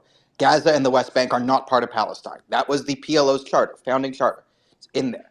So when you look at this, you have to see Gaza and West Bank are not going to be administered by the same thing. Okay, they're not going to be a unified state for a population with Lions Den terrorists, Palestinian Islamic Jihad, Hamas, the PLO, PFLP, you name it. Israel's not going to give free right of passage for terrorist organizations to roam freely through their territory back and forth. So if you want to talk about a two-state solution, it's fundamentally unserious. You're talking at least three states. You're talking at least three states if you're going to be a serious person and say, okay, what's the difference between Gaza and then what's the difference between the West Bank here? And how do we find political solutions here? But this fantastical thinking that we're going to merge Gaza and the West Bank into one unified state, which has never been administered by the same people ever, historically true, like you're just not going to have it. It's a fundamentally unserious talking point here. So if you want to start talking about legitimate peace talks, I'm all down to hear this, but you got to separate Gaza and the West Bank here, and you got to deal with them both individually. And the failure to do so and just throw things out like, 67, 48, like, the 67 borders, if you wanted the 67 borders, the Arab countries and the Palestinians could have agreed to that after the 67 war when they were offered all the land back. But they all met in Khartoum and they gave the three resolutions: no peace, no negotiation, no recognition. That was the Khartoum Declaration right after the 67 war, when Israel offered every single inch of territory they gained back on the condition of peace. So it's not going to happen. There is no two-state. It's not a thing. It's at least three. If you're going to be serious, you're talking at least three. No, but Daniel, why can't we just and again, I'm just being devil's advocate for listeners, why can't we just take a bit of the eastern side of Israel and swap that out? Why can't we just connect bits of the land so that we've got a clearly defined bit of Palestine and a clearly defined part of Israel? And then there's none of this mismatch between parts of land over here, parts of land over here. Yes, I'm not denying the historical importance, symbolism, connection, cultural values that this part of the world means to many different communities, many different people. But I can you know what I answer it's mean? because it's not about the land. It was never about the land because the Hebron massacres were way before Israel was even a state of its own. That was 1927. So even if we gave up all the land, it's very clear in the Hamas charter that it's against the Jewish people. And I think because Israel is known as the Jewish state, it's a convenient excuse for the murder, but that's not the reality of it. Because I know if we tried to negotiate the land, it wouldn't work. And going back to what he said when 1947 was, you'll have Palestinians go on record and say, we tried to live in peace. Then why was war from the Arab League declared the very next day? That's not how long it takes to have peace. 24 hours of a chance is not trying to live in a two-state solution. So why won't it work? Because we've tried that, and that's when the Six-Day War broke out. It's not about the land. Because no, this is like massacres were not conflation about there, Israel. because there's a difference I'll make between the the point Arab here. The League and the problem is not. Palestinians. No, hang on, Daniel. But no, but there's a difference there between the Arab League and the Palestinians as a single group. Like that's the Arab League doesn't represent every single group of Arab individuals in the entire, like, that's, I think that's a slight distinction that needs to be identified. Go ahead, Daniel, finish up. So Emily's right, and we pointed out it's not land, it's not settlers. Gaza disproves that. The problem is there are many organizations, almost every major Palestinian organization embraces the concept of a total genocide of the Jewish people or the Israeli population. Majority of Palestinians, especially in Gaza, who are polled, who say they want the two-state solution, the majority of Palestinians in the West, as in Gaza, who want this two-state solution, they want it. 2/3 of them want a two-state solution as a means to further destroy Israel. So for them, it's a stepping stone to the destruction of Israel. This is the key point. Every single Palestinian appointed or elected or however it is leadership, all of them have had a policy of mass attacks and terrorism against Israeli civilians, Jews in the diaspora, everywhere. Dating back from Yasser Arafat to today and Hamas and the PLO, which has a pay-for-slay program where they actually financially reward you with U.S. tax dollars and Canadian tax dollars for murdering different Jews. And there's a whole pay scale for it. This is the problem. We can dance around it. We can talk about geopolitical theory. We can say this and that. When it comes down to it, there are a bunch of people who are very open. I have seen the videos of what they say on Lebanese television, Egyptian television. They want to kill us all. In the Hamas charter, it is very clear. They want to kill every Jew in the world. That all is right, Daniel. And I don't want to die. I get you. I get it. All right. No, I look, buddy. And you know, we talk a lot, and I understand what this means to you personally, as well as many people listening. So, but I do want to also give airtime to the other side. So what I'm going to do is give time to Ziad, and then Patrick will come to you. All right. Thanks, Pyotr. Well, first of all, I don't think it's wise to keep on connecting the Jewish people to the problem in the eyes of the Palestinians, which is the Zionist of the idea of establishing a state, which basically what the current Israeli leadership is doing is the opposite actually of what the world Zionist idea was built on, which is having an Israeli state for the Jewish people. Because with the absence of the two-state solution, the direction we're going towards is having this population of millions of Palestinians living in Gaza and the West Bank, and you can't separate them. You can keep on suggesting ideas of separating Gaza from the West Bank, like Netanyahu's policy, and trying to say that we can manage it and we can keep them without an entity or whatever you say. But at the end of the day, Israel will find itself in front of these millions of Palestinians, you know, and the new young generation just simply going out and saying, we want basic human rights, we want freedom of movement, we want education and a good income. And I wonder what would be the solution that would come from the stream, which I know very well here that is saying what have been said. But going back to the two-state solution, what about the Arab League's peace initiative? 57 Muslim and Arab countries offered complete and full normalization with Israel in exchange for the two-state solution that would give the Palestinians a state of their own on the 67 borders and East Jerusalem as a capital of it. You can't deny that. It was rejected by the Israelis, not rejected by the Palestinians.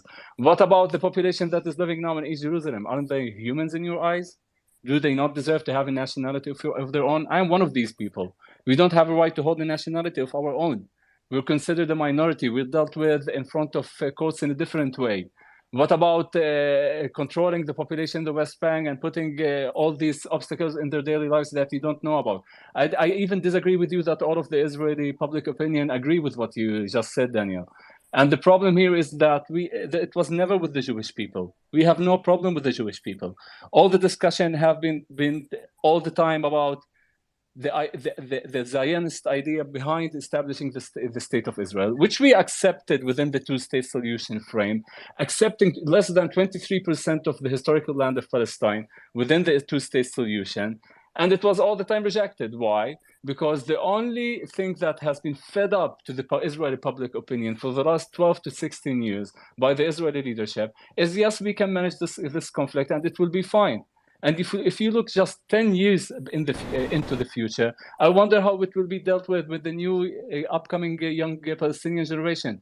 Do you think with the globalization we're living in now and the social media and the way they see other young people living around the world, they will be satisfied to be put in ghettos and to be banned from their basic human rights, not to get a decent life and a decent income and a decent economy, not to freely express themselves, not to freely choose how to identify themselves?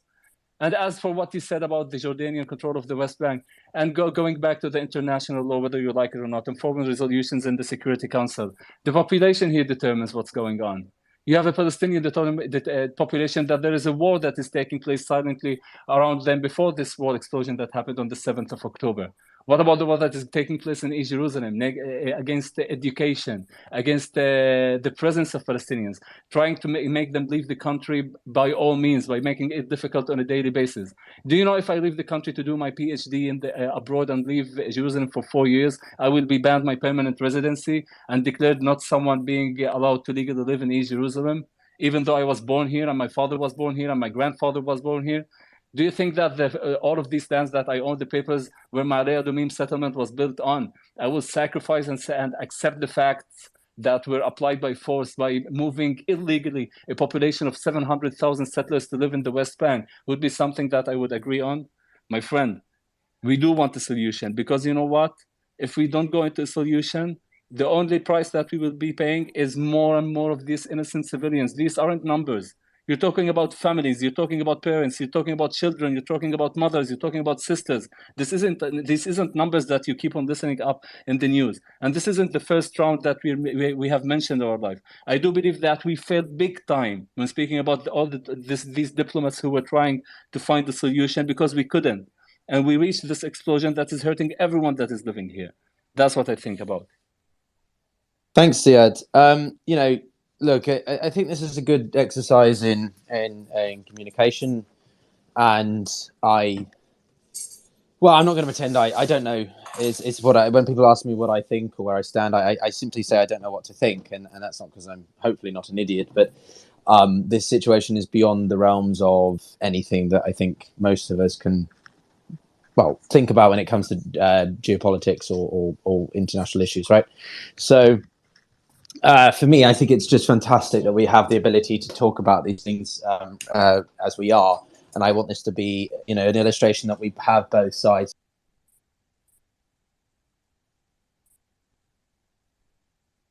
Obviously, with passion and inevitably some tension there. But I appreciate the back and forth. I do.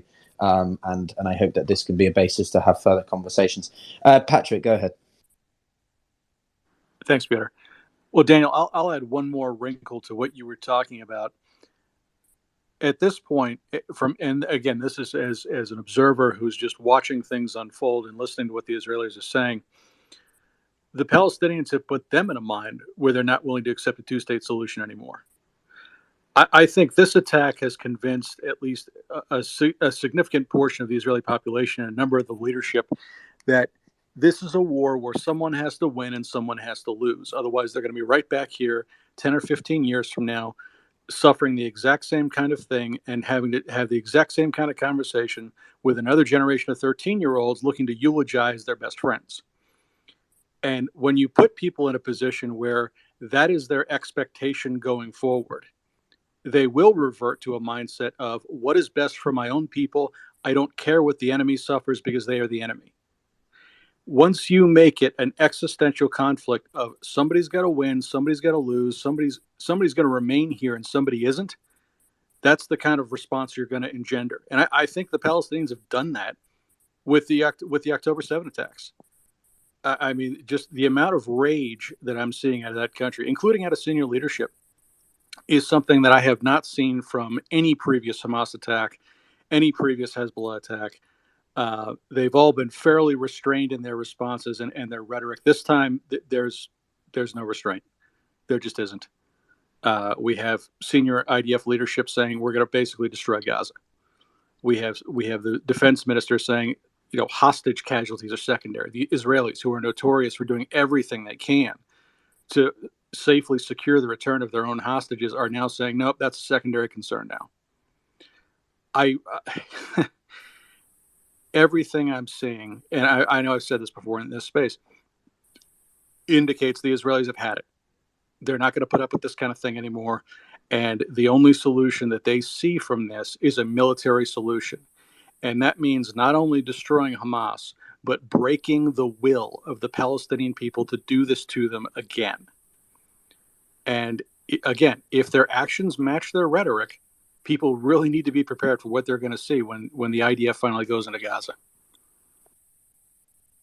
Yeah, and I think that ties back to my earlier point about why it's incorrect to talk about the Israeli-Palestinian conflict like it's state to state, because it's not. And so you definitely wouldn't want to commit yourself to policies where you would have widespread civilian casualties, especially, again, it's not a state to state conflict. One of the things that I think other people were pointing out earlier is that I think the reason the two-state solution has been perceived as untenable is because of disagreements on security. And then it's pretty much impossible to maintain a government or a functioning government without security. It's like it's impossible to have a legitimate economy, or to have solid trade partnerships, or really to have any attachment to the global economy without security. So we do know, like in the interstate systems, security is 100% necessary, to forming and maintaining legitimacy as a government. So in my head, the policies after the war should look to prevent third-party military organizations from providing security in Gaza. And I feel like there's an opportunity for Israel to potentially control security of the territory, and maybe even have a partnership with the United States and control the security of the territory. The issue was that the Palestinian Authority was making an argument that they wanted to control their own military, which is a super normal argument. You can't have a state if you don't have some kind of military that provides security to your state, because you have to protect your boundaries. And we all know what happens when your boundaries are weak, or you have opposition groups that operate domestically. You see all the opposition groups in these domestic environments in Africa and the Middle East. You've seen a series of coups d'etats. Like, I don't actually think people recognize the physical transformation that takes place when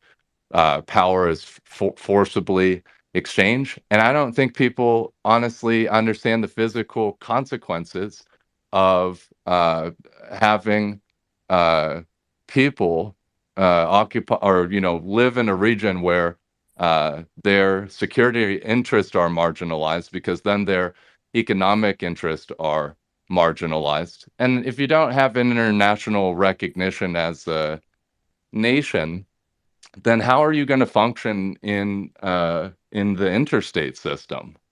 I just like So nothing justifies the actions of Hamas. I think I think that's silly, but wouldn't want the reaction to be genocide policy. And I think that there's very limited research on what genocide policy is, or when a third-party actor should intervene in a genocide. But you wouldn't want this. This is not an interstate conflict, so there's too much asymmetry to justify killing tens of thousands, or many civilians. If you're going to stomp out, look at the Hamas, right? They are fighting like a terrorist organization. They're not operating in a way where they're having legitimate frontal assault. They're distributed. They're not clearly marked. And there's a lot of supposed soldiers, apparently, I guess they have a military or something, that are spread out into the community. So, like, again, do people understand, like, the physical consequences or the physical reality of supposedly stomping out terrorism, right? Like, it's putting bullets in people. And if you can't clearly see the organization, if it's not obvious how it's structured, you've seen these distributed organizations contribute to, like, exacerbating conflict. And you have to think, like in Lebanon, it's so odd to me. Hezbollah would be basically like if the Republican Party in the United States controlled the military. And then, the executive branch didn't have control of the military, and the Republican Party could just execute a coup if it didn't like the prime minister. Like, the governance structure in Lebanon is a problem for Israeli security in a lot of ways as well. But again, why do you have these odd governance structures where, it makes sense to have a civilian controlled military that is rolled up into a branch of government that is democratic and distributed. But it does not make sense for a political party to control a military. So what do you do with Hezbollah? All right, thanks for that. I want to go over to Jay. If Jay can you want to kind of respond to that? Go ahead, Jay. Oh, sorry, Pyotr, if you wanted to. Yeah, Your I space, just man. actually about to jump in actually to Chris's point, because I thought it was getting a bit. I'm not sure what you mean, Chris. Like, so are you saying about self-determination in sort of the difference between self-determination as a non-state actor versus a state actor, the relevance of having a military and what legitimizes a state versus a group of people that want to break away to be greater, have greater independence? Because for me, this, listening to Zaid's points and others, this comes down to sort of a difference between self-determination for one side and the legitimacy and ability to live in existentialism almost. Although I guess you could say existentialism exists on all sides in a way. What do you like? Could you clarify your thoughts a little bit? Because it's quite an interesting point, but I'm not sure I fully understood. Yeah, I'm not taking a side. I'm just saying that if you want to form a nation, you need legitimate physical security, and you have to set a supply chain up to establish your security organization, because you need to be able to buy weapons, and then you need the skills. So you need people that are skilled in operating militaries, and you need a governance structure. You need one where, hopefully, like if we're talking about democracy, where hopefully the military is controlled by citizens in a balanced way, rather than consolidated under a political party or what I would acknowledge as a half-assed extremist group. Okay, and so for Israel, Right. Okay, for I think I Israel get to you. accept the Palestinian people to have a legitimate security structure as a state, that is what I think has been untenable. No, I get that. I think the point that's interesting for me is just I find self-determination and what makes a state a fascinating part of geopolitics. IR. I'm going to go on a slight tangent for 30 seconds, but like Somalia versus Somaliland is a fascinating example. Somaliland had its independence 50 years ago, basically 55 years ago, but they were basically forced back into absorption with Somalia. But the state still exists as a separate entity. They've got their own institutional framework, like judicial system. They've got their own currency. I didn't even know that. And they're on the border with Ethiopia, so they've been pushing for more self-determination since the Ethiopian civil war. So there's a lot of, and I think that this factor is something we're seeing happen around the world, be it in parts of Asia, but also with, I think, what the Palestinians feel that they need. So I think that this is a deeper conceptual topic and question that we should explore in another conversation. So if people are interested in that, please, do give me a thumbs up or drop me a comment, and we can try and organize that. But Zahiz, you mentioned Jay had something. I can't remember. Or did you have anything? What are your thoughts on the discussion thoughts? I'd love to hear what you think as well. I agree. I think there's good. I think these kinds of things are important to talk about. I really liked what Patrick and Daniel had to say earlier, because these are things that they've been talking about for a while. I think we get really caught up in emotions when we talk about these things, and that's fine. It is very emotional. I do the same thing sometimes when it comes to topics I'm passionate about, but being really realistic about these things and talking about things in a factual manner. I think in all of these spaces I've been visiting, that's what's been missing. So I really appreciate this input from Patrick and Daniel. But I wanted to go to Jay. I saw him shoot his hand up while Christopher was speaking, so I assume he has some input there. So go ahead, Jay, and then we'll go to other speakers.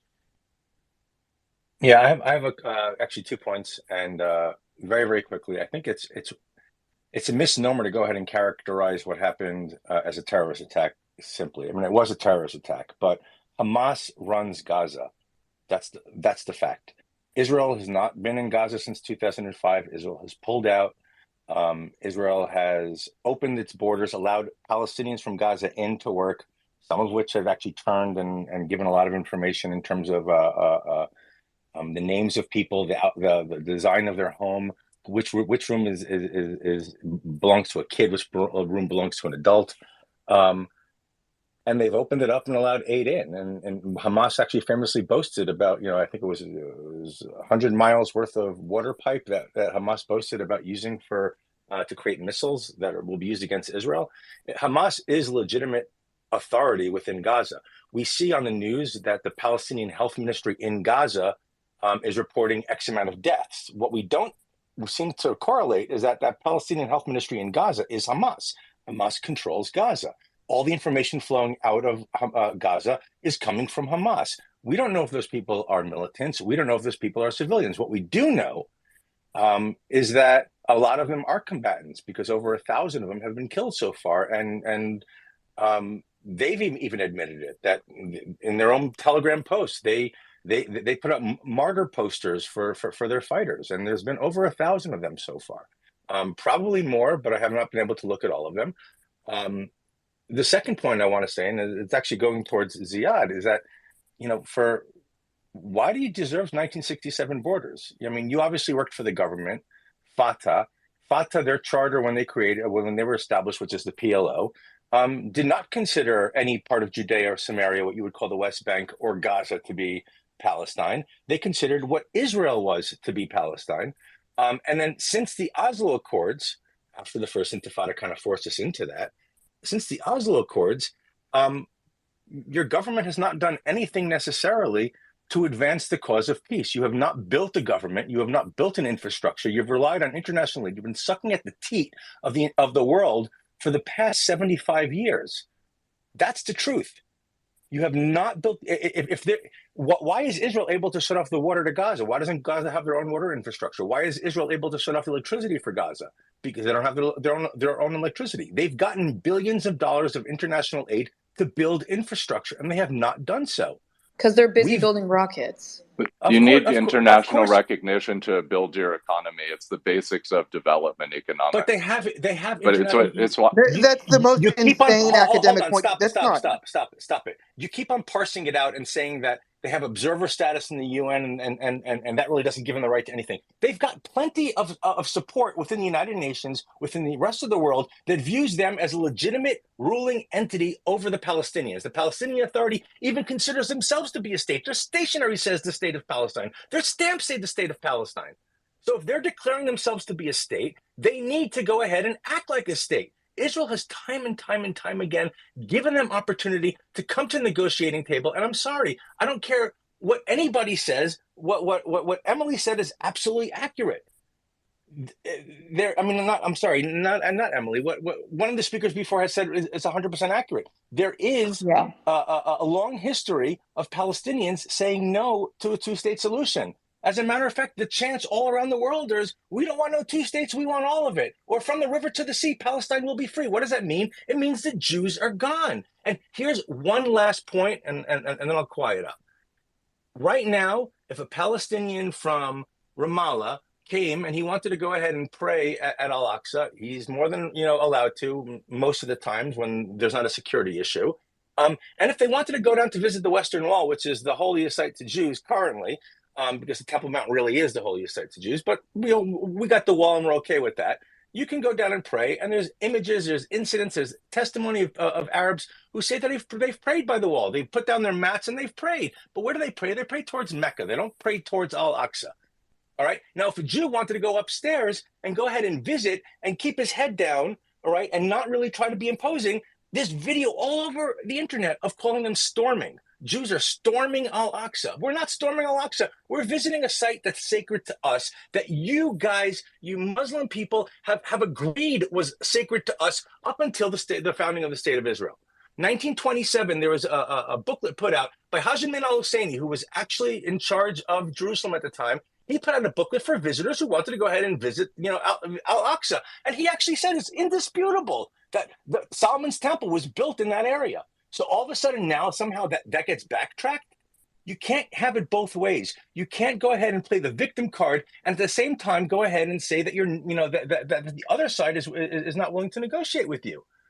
You either have to be straight with yourself and be straight with your people and be straight with the world, or you have to face the facts that up until this point, the Palestinian Authority in Judea and Samaria has gone ahead and allowed militant groups like Lion's Den, like Islamic Jihad, to go ahead and build fortifications in Nablus and Jenin that have been used even against their own forces. But that never would have happened if you built the proper infrastructure to allow yourselves to go ahead and protect yourselves against it. But you don't want to, because at the end of the day, you're still paying these people who go ahead and commit terror attacks, no matter if they're Islamic Jihad or PFLP. That's it. Thanks, Jay. I want to jump over, I think, to David, who's had his hand up for a while. And I think Can I go? I have an interview on GB News in like 10 minutes. On GB News? Yeah, so I only got 10 minutes. Wow, that is GB News, mate. That's impressive. Go ahead, buddy. I don't know. I'm teasing him, buddy. Go ahead. I appreciate it, brother. Just a few points. And in addition to what Jay just said, there's a reason Yasser Arafat died with $3.2 billion in the bank. It's the best grift in the world. Do nothing for your people and put all the money and throw it in your pocket. So, Zaid, listen, my brother, in terms of emotional rhetoric and nonsense, my hat tips off to you. You are epic in this domain. Unfortunately, most of what you said is complete garbage, but good attempt. I'm with you. Just a few quick points. First, I'm living in the West. In my city and cities across the Western world right now, there are protests of tens of thousands of people chanting, "Gas the Jews." And they're able to assemble using party lists from NGOs and political parties to assemble, and they are foreign funded. I don't want this garbage in the West, but this garbage is coming to the West, and people in the West better wake up very quickly. In terms of Gaza and Hamas and all that sort of nonsense, 2006, Hamas, a Muslim Brotherhood militia, was elected. They're now 17 years into a 4-year term, Zaid. 17 years into a 4-year term. And you complain they don't have a voice? Perhaps have another election. Maybe that'll do it and stop killing people within your own group, which is exactly what they do. Hassan al-Banna said, one election, one time. That's the founder of the Muslim Brotherhood. That seems to be what they've done. A few more points. When they say from the river to the sea, they often, not always, say a phrase that comes before then, which is, we want 58 states, not 2 states. What does that mean? Well, it reminds me of a conversation that Christopher Hitchens, whether you like him or not, had in a debate 15 years ago with a radical imam. And he said to him, my good fellow, you cannot come to my country and demand to change it based on your terms. And the imam said to him, who said this is your country? So this is coming to the West. Israel is just the template of a caliphate. And for all the people who are Christians, who love the origins of Christianity, well, the origins of Christianity right now are protected. That's why there are tours in Israel for all the Christians around the world to make their pilgrimage. But as soon as Israel is not there to protect the Holy Land, guess what? All those churches will be converted to mosques, just like the Hagia Sophia. People in the West better fucking wake up really quickly, because it's getting very serious. Gas the Jews. Can't believe people are sitting there making excuses for this sort of garbage. But they mean it when they say it. That's the scary part. And the people that are doing this, Zaid, I congratulations for going for a PhD. You're very BJ, let's not get too personal, buddy. Just direct it to the room. No. I'm not. I'm just saying that. Okay, but it's getting a bit. I don't like the way you're framing it. No, I'm not. I'm not framing it that way. But unfortunately, what we saw on October 7th was 7th century barbarism, and those people only understand Vlad the Impaler. That's what's going to happen if you don't get those people under control. I hope that's clarified enough.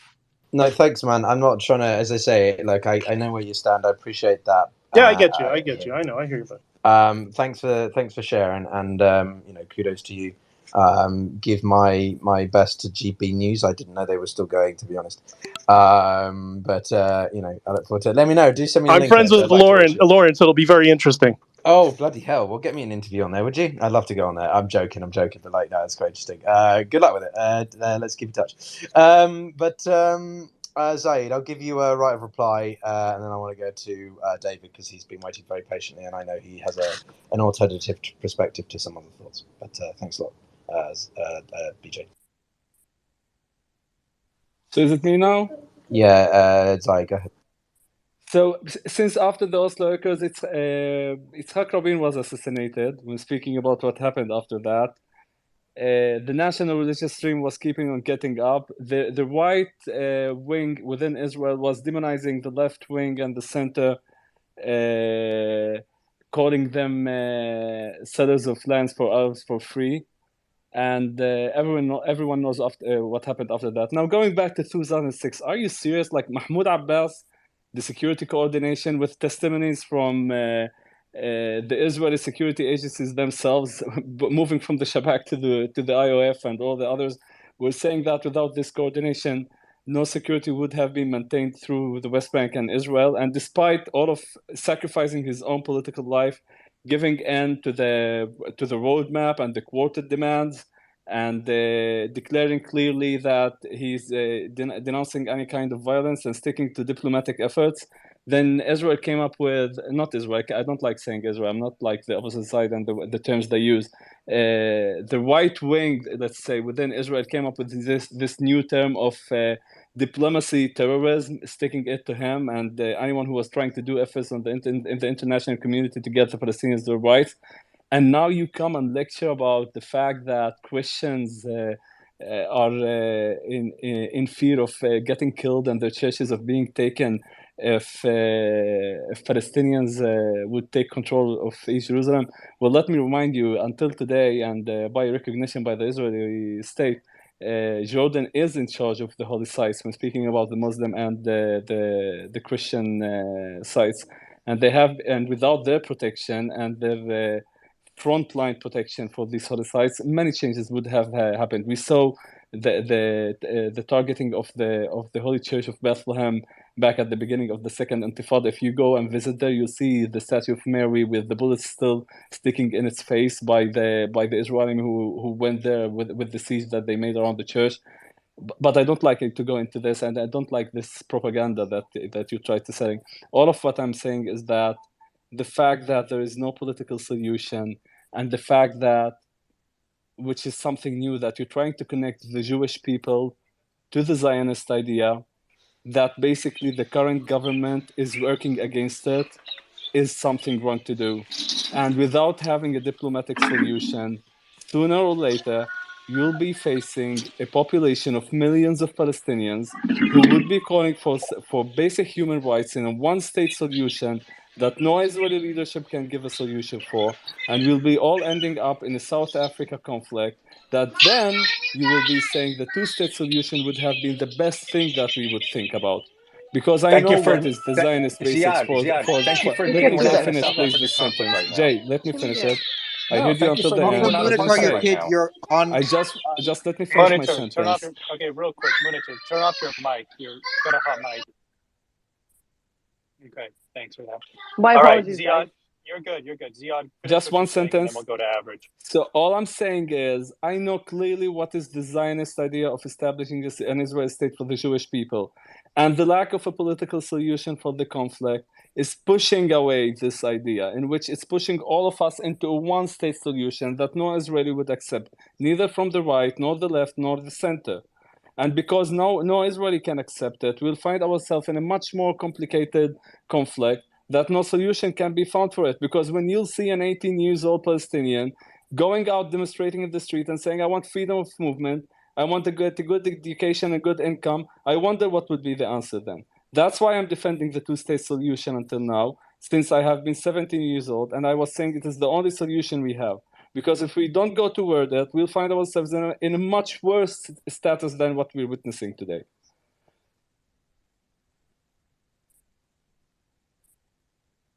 Okay, thanks for that.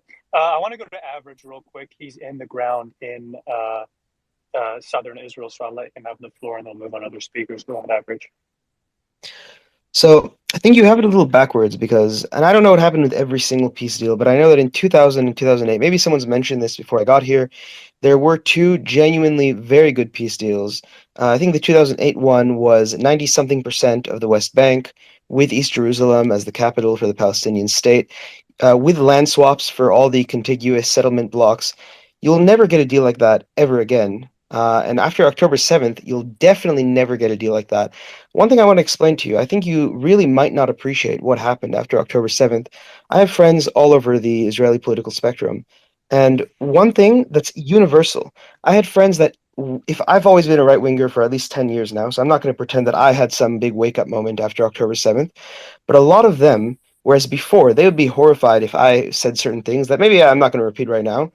But now they have all gone so far in terms of no peace, and it's not that they wouldn't like peace in theory. We would love peace, and even I would love peace in theory. If the people of Gaza genuinely decided to put their arms down and say, enough violence is enough, we just want infrastructure, we just want water, electricity, we don't want to try to kill people anymore, even I would be like, no problem. You can have Gaza, you can be independent.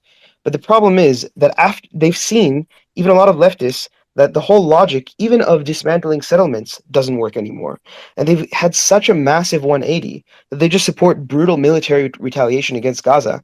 So, like, what you're kind of disconnected from reality. Maybe I don't fully blame you. I think the Palestinians, more than any other national movement or political movement, have been shielded from accountability in a way that I'm not sure any other movement ever has been, where they can do literally any single thing that they want, and they will never actually lose the support of the other countries around them or their political supporters in the West. And this has created a culture of, well, you had the left wing in Israel always condemn and always say, we're being too hard with the occupation, we're being too hard with the Palestinians. And the condemnations on the other side never reach anything like that when it comes to condemning terrorism or maybe just stopping with the violence, things that are far more egregious. So I really don't know what parallel universe you live in. You will probably have to get the entire world, which now also the political will is not there anymore in the West the way it used to be, to maybe sanction Israel into the ground before you get us to agree to a two-state solution. And I mean that about even people who were center-left before this. I'm not sure there's any way to stop a ground invasion at this point. I don't really, like, when I speak to you, I really feel like, and maybe this is genuine on your part, I feel like you're completely deluded about the reality that October 7th has created. That's I most think of he what I ran have to say. away, so that's another problem here. Is Well, we didn't create enough of a friendly. This wasn't the United Nations. He had to deal with facts, and he had to be fact checked. So bye bye Palestinian spokesperson. well, I wanted to go to David really quick. David, you've been in the audience for a while. I'm sending a lot of emojis, so if you want to get in here, go ahead, and then we'll go to Roger. Go ahead, David. Thank you very much indeed. So it's very interesting to hear people's biases come out with these feverish emotional outbursts. If you want to make the claim that Palestine has wasted money, prove it. First of all, there can be no peace whatsoever unless and until Israel gives up land. They continue to steal the land of Palestine via settlements, so any talk of a so-called two-state solution is absurd. Why should Palestine accept the so-called two-state solution if its people oppose the specific nature of how that so-called solution is implemented?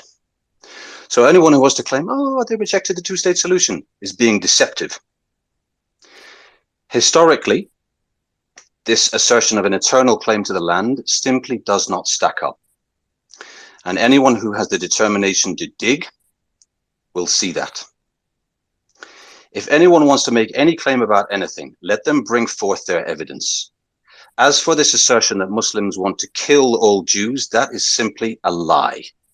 Look no further than history. Look to Muslim Spain. I even found an article from the Jewish Chronicle, no less, stating categorically, and I quote verbatim, Islam saved Jewry. Look at the rule of the four caliphs, Abu Bakr, Umar, Uthman, and Ali. The rights of Jews were preserved. As for the US, it wants more than just military bases in the Middle East. It wants a client state and a sidekick, a regional policeman. As for protest marches, I'm against them. They are alien to Islam. But I am delighted that people all over the world are saying loudly and publicly, no, we don't stand for this. So at least that might have some weight. And we have seen this week from half of the Spanish government that they have called for the urgent suspension of diplomatic relations with Israel. As for Hamas, I'm against them, and I have been for over 20 years. They are a factionalist group. They are connected to Iran, and Iran would love a regional war. So be under no illusion. Iran is no friend of any of the Arab countries. I know the creed of the Shiites of Iran from their own sources. However, Hamas are the authorities in Gaza, and even though they don't have any real military power at the moment, if they have any less weaponry, the people of Palestine will be even more defenseless than they already are. As for this term ethnic cleansing, it is a despicable term because it implies that an ethnic group is dirty. This is not any ethnic cleansing at all. It's a bombardment, a significant escalation of the usual harassment and violence that Israel dishes out to the Palestinian people every single month of the year. If it's really all about Gaza, why are people still being killed in the West Bank? So I've seen video evidence of Israeli soldiers shooting a man for amusement. Go to matspen.org, M for Mike, A for Alpha, T for Tango, Z for Zulu, P for Papa, E for Echo, N for November.org, matspen.org. Read the page, the Jewish religion and its attitude to non-Jews. And the proof is there with references, with the necessary evidence. As for the optics of a ground offensive, then I'd be delighted, because the worse these people look worldwide, the more they become international pariahs. And they will go on whining about so-called anti-Semitism. Oh, why are we so hated? Why? I'll tell you why. Because of what they do. They colonize, bomb, and murder, and they lie about it. And on top of it all, they have the temerity to claim exceptionalism. And if you really want to find out, if you really want to get to know this thing, then go and have a word with Norman Finkelstein. And oh yeah, he's a self-hating Jew. It's all so predictable. See his video where he spoke about how his father was in Auschwitz and his mother was in Majdanek. And he said, I refuse to be intimidated anymore. So yeah, go and pick a fight with Finkelstein. But this will. I would like to thank David for coming up, especially the end. I was hoping he would get to the end point where he explains the website where you can learn about the evils of the Jews. So thank you. No. You had your outburst before, and now you're cutting me off. I didn't say. I appreciate it. You didn't don't say. Like Jews, these people are colonizers. Blah blah blah blah blah. No. You're wildly misinterpreting. Let's again. You're doing what you did before. I've been gaslit before, but you didn't do that. You're doing what you did before. Okay, David. It's the socialist. It's the socialist organization of Israel. David. Okay, he's evading the Daniel to respond to you, and let's see where things go. Okay, Daniel, go ahead. Mute it or mute yourself, please. Yeah. All right. So I guess David's first point is show me the evidence that the Palestinian government have misused. Go ahead, Daniel. Can you hear us? Fun. I think I'm talking. Can you hear me? I can hear you. All right. So first point is show me the proof that the funds have been misappropriated. You have the Lawfare Project uncovered the Pay for Slay program that the Palestinian Authority has. Just recently, Hamas has released a video showing what they do to the water infrastructure that the Europeans gave them. They rip it up and use it for rockets. Also, look at their videos in all the subterranean tunnels. What do the Palestinian civilians need all these subterranean tunnels for? Do you think the tunnels are cheap? Where do you think the money comes from, all these subterranean tunnels?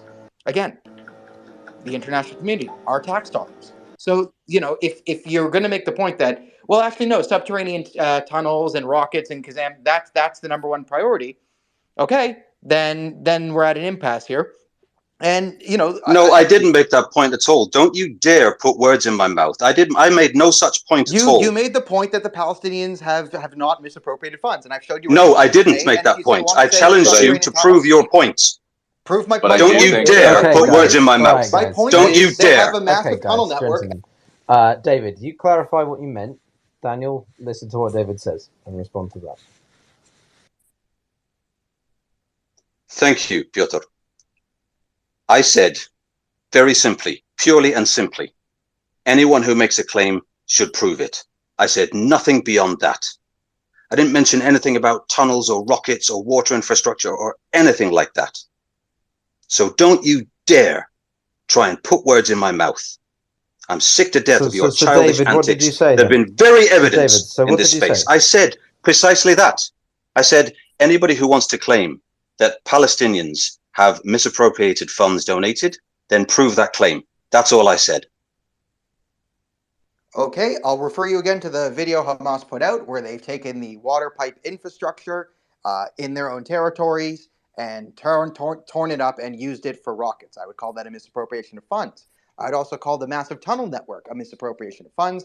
And I'd also point to the court decision in which the Lawfare Project proved in international court that there was a pay-for-slay program run by the Palestinian Authority to incentivize people to murder Jews, and in which they would receive lifetime financial rewards from the Palestinian Authority. I qualify this as a misappropriation of funds. If you don't qualify that as a misappropriation of funds, then that's on you. That was my point and my evidence offered to your point.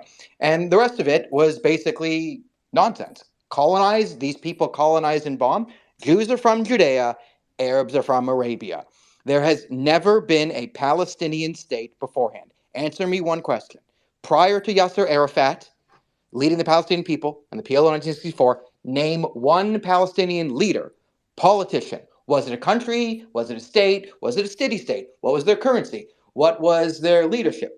Is there a famous Palestinian king? Was there a queen? Was there an emperor? Was it a president? Was it a prime minister? Was it a parliamentary democracy where there was no leader and a shared co-op? Whatever. Name me one Palestinian leader prior to Yasser Arafat, and I will drop my cause. I will fly to the West Bank right now, and I will join the PLO. So just FYI, By the way, everyone. Arafat was Egyptian. He was Egyptian. So just go ahead. FYI, everyone, Daniel is also a comedian. So he adds slight embellishments of. I don't expect to see Daniel in a military helmet. I just don't. I don't know if that would make you. Well, no, I will do it if he can name. Because I've given. Trying to bring some I'm levity the to man the of my word. situation, buddy. If he can name Okay. what Palestine was before it was colonized, All right. and the Palestinian leader, then I will join the PLO. Okay. No, all right. I'd like to actually add a point, let alone Let's. not I only want to go to famous David for Palestinian balance of point, person. Emily, and then you can go, and then But I want he to. has a good point that I'd like someone to answer. And I would like, because for there balance has of yet to be a conversation, Emily, person to name the hear from day the where the Palestinian side. Palestinians Emily. had full So yeah, so sovereignty. we're going to go to David, and then we'll come to you, David. Okay, these doubts crop up again and again and again. Go to the writing of Joseph Massad, Massad. And as for this pay for slay program, I have no idea about it. All right, I've no skin in that game. If that turns out to be true, it's despicable. But I made no statement about that, and I certainly would never make any kind of statement in favor of it. So the website that I mentioned is Matzpen, Matzpen, the socialist organization in Israel. Look no further. It's not even. It's a Jewish source. It's not even a non-Jewish source. So anybody who wants to pick a fight with it, then pick a fight with it. But don't shoot the messenger. So anyway, Pyotr, I commend you for your reining in and your attempts to bring some levity to this. So thank you. No worries. Emily, go ahead. No, it's going back to Daniel's point. He said to name a person, but I've yet to speak to one Palestinian, and I've had multiple conversations because I'm a big in dialogue and like, hey, if I'm wrong, just let me know. But I've yet to hear a day or let alone a year where Palestinians had full sovereignty over the land, currency, government. But I can answer it for you because that never was a date. So all these Palestinians that are saying, oh, on Nakba Day, aka our Day of Independence, we came in and we took back the land. It's just simply false. It went from the Ottomans to British Mandate Palestine to what was attempted to be a two-state solution before they declared war and tried to murder us. That was the reality of it. So if someone can disprove these claims, I'm all ears. But it seems like nobody can. So I'm opening the stage for someone who can. I would also like to point out that David accused us all of not knowing our facts and massive ignorance, and then did not know about the Palestinian. No, I didn't accuse you of that. Don't lie about. Don't lie against me. Okay, guys, like Daniel, David, take it offline. Seriously, like you guys, it's a difficult thing, but I want you guys to have that personal miscommunication, misinterpretation, misrepresentation in the back channels, because I don't think it serves the broader facilitation of the space. All right, I'm not trying to be a dick. I'm just trying to manage the overall size of the room, which is, well, pretty sizable. And Tamara, if you're still listening, you're welcome to participate, by the way. But yeah, let's go to you, Roger. We haven't heard from you in a while. Yeah, oh my God. Daniel said most of the things I was going to say, and I appreciate that. But I just want to add this, is that when we hear this pushback of all these things that we should consider that somehow Israel, where we should condemn Israel about this, that, or the other thing. This room was supposed to be talking about the events that started on October the 7th. And what I never hear, whether it's in the streets of Seattle where I live, whether it's whether it's on these college campuses, or whether it's in these Twitter spaces from people that are these benevolent Palestinians, I never hear them lead with free the hostages. We have a hostage situation, and they never lead with that. There's an immediate concern for the safety of women and children, innocent civilians, and they don't lead with that. The passion that they come up with is a grievance that that they want to say somehow provoked the rape and the murder of innocent civilians, and then they'll cover themselves by saying, well, we don't support Hamas. But the people in Palestine, the people that identify as Palestinian, do support Hamas, and that's the problem. The problem is you don't have someone to negotiate with. You don't have somebody that is a good faith actor that is advocating for peace and prosperity of Palestinians. And so instead, what happens is you have a very well-funded terrorist organization that, instead of building infrastructure, instead of supporting their people and trying to have their people live in peace, they've decided to over-index all of their spending into weapons to kill Jews. Because at the heart of this conflict is nothing. This is not complicated. Everyone wants to bring in nuance and say it's about land and to say it's about religion. It comes down to whatever your motivation is. They hate Jewish people. They don't want Jewish people to be alive. They want to rid the world of Jews. And until we understand that is the problem. And David, you can do the thumbs down all you want, because all you did was get on the stage and then fucking advocate for people to visit some socialist website. You presented no facts whatsoever. And when you've been refuted, you had nothing to say but get in your feelings. So I have so much more to say, but as a non-Jew that identifies as a Zionist, because I believe that Jewish people have the right to self-determination, I'm going to go ahead and move myself down and allow other people that, such as Jay, to jump into this conversation and make the points even more eloquent than I ever could. So I'm going to yield my time to Jay. Thanks, Roger. Yeah, I mean, Jay was pretty passionate before, so I want to go to some other voices first. I'm also probably going to be winding down the space in the next 10, 15 minutes or so, just because we've been running for about 3.5 hours. And we've got another space that I encourage people to go and check out. But yeah, with that being said, John, dude, whenever you're in the space, I want you to jump up on stage and talk military strat, because it's interesting. But so if you want to jump up on stage, John, you're welcome. But let's get to Average, and then we'll go to Jay.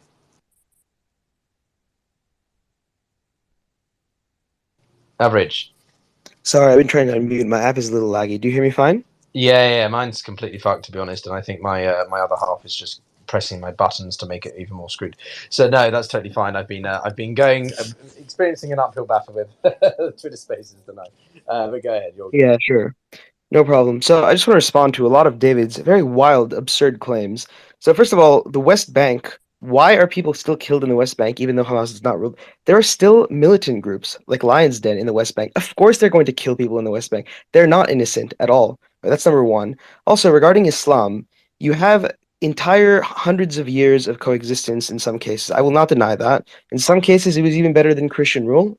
That is undeniable. So when you reference an article that says, Islam saved Jewry, I understand what it's talking about, but you also completely can't just disregard entire periods of persecution, second-class citizenship status. A lot of people don't know this, but Jews have been living continuously in the land of Israel for the last few thousand years, and there were still, at least that I know of off the top of my head, maybe about 6 or 7 cases of pogroms and ethnic cleansing. The ethnic cleansing is not a term that denotes any kind of impurity. That's also absurd. Ethnic cleansing is just a standard term we use to mean expulsion. If you want to say expulsion, I'll use the word expulsion instead. I have no interest in trying to evoke that kind of imagery. The Jews in Safed, the Jews in Hebron, the Jews in Jerusalem were ethnically cleansed multiple times under Arab rule, under the Mamluks, I understand that Ottomans are not Arab, but they were expelled by local Arabs in those cases. And that was long before Zionism in many cases, or Jews that were not Zionists at all, who were just living there. Also, the Almohads, the Granada massacre. You should look at the letter that Maimonides sent to the Jews of Yemen when they talk about how oppressed they are living under Arab rule and how he writes to them about how cruel, because he also lived under the Almohad persecutions. So the notion that Islam was just fine for 2,000 years for the Jews, also not true. It's just that, yeah, you can point to the good parts, but it doesn't take away the bad parts. What were the other claims that you made? I don't even remember at this point. But also, you're speaking in such a way as if you still think that you have all the leverage and you get to make demands. You don't. When you launch aggressive wars and you lose, you actually stop being able to make demands, and the world is losing sympathy for you in the West as well, because they realize Palestinians have been parading around children, dead children in rubble. In some cases, a lot of this was fake, but let's just say it was real, okay? Let's just say it was very sad, collateral damage. But then once you go into civilian towns and you start executing and raping people, a lot of people will not care about this imagery anymore, and you can't portray yourself as victims when you openly say we want to genocide the other side. You're not going to get a two-state solution in that case, and you don't get to sit there and morally lecture the other side. Why are you not being considerate enough to us? Why are you so mean to us and not nice to us? You've openly declared yourself to be a genocidal, not you, maybe you're not a Palestinian personally, maybe you don't support that. I shouldn't be speaking second person to you, but regarding the Palestinians, they have declared themselves to be an existential enemy. So now they're going to be treated like an existential enemy. It's not a position that I really love to be in as someone on the other side of that. You have minority populations all over Israel. My default position with any minority, with any other human, ethnic, or religious group is really coexistence and peace. The Druze, the Circassians, even many peaceful Muslims within Israel, Christians, I have no problem with them. They can survive here. They can thrive. They can be part of our economic project. They can even have full democratic rights. But the moment that you say to us, we are going to drive you into the sea, which was done in 1948. By the way, a lot of people don't know this. In the late 20s, the real Israel-Palestine conflict starts, I would say, in the 1920s with the Hebron riots, the Nabi Musa riots, the Jerusalem riots, where that was before the occupation, before anything like that. Also, by the way, the other thing, Jews being safe under Arab rule, I should mention all the ethnic cleansings that happened throughout the 40s and 50s. Also, the Farhud, for example, was in 1941. That was long before the State of Israel was established, by 7 years in that case. So no one can say it's because of Israel. It's because of the injustice, because these things were happening long, long before Israel existed. The Hebron riot was not motivated by an occupation, because there was not one at the time, not by Jews anyway. I mean, by the British, you could say. And then the Jews, in response to all this in 1948, in 1967, respond to aggression. That is the important thing. By the way, any normal country in the region in 1948 and 1967, let me just finish this point real quick, would have completely ethnic... Sorry? Yeah, I want you to land soon because you're covering. Yeah, I will end really quick. Any normal country in this region would have ethnically cleansed most of the Arab population in 1948 and 1967. We didn't, because we happen to be very merciful. I know it sounds strange to you, but just think of how any other country, Egypt would have handled it, how Iran would have handled it. I think we know very well. I want to leave. I guess I'll leave it there. But that's pretty much what I have to say.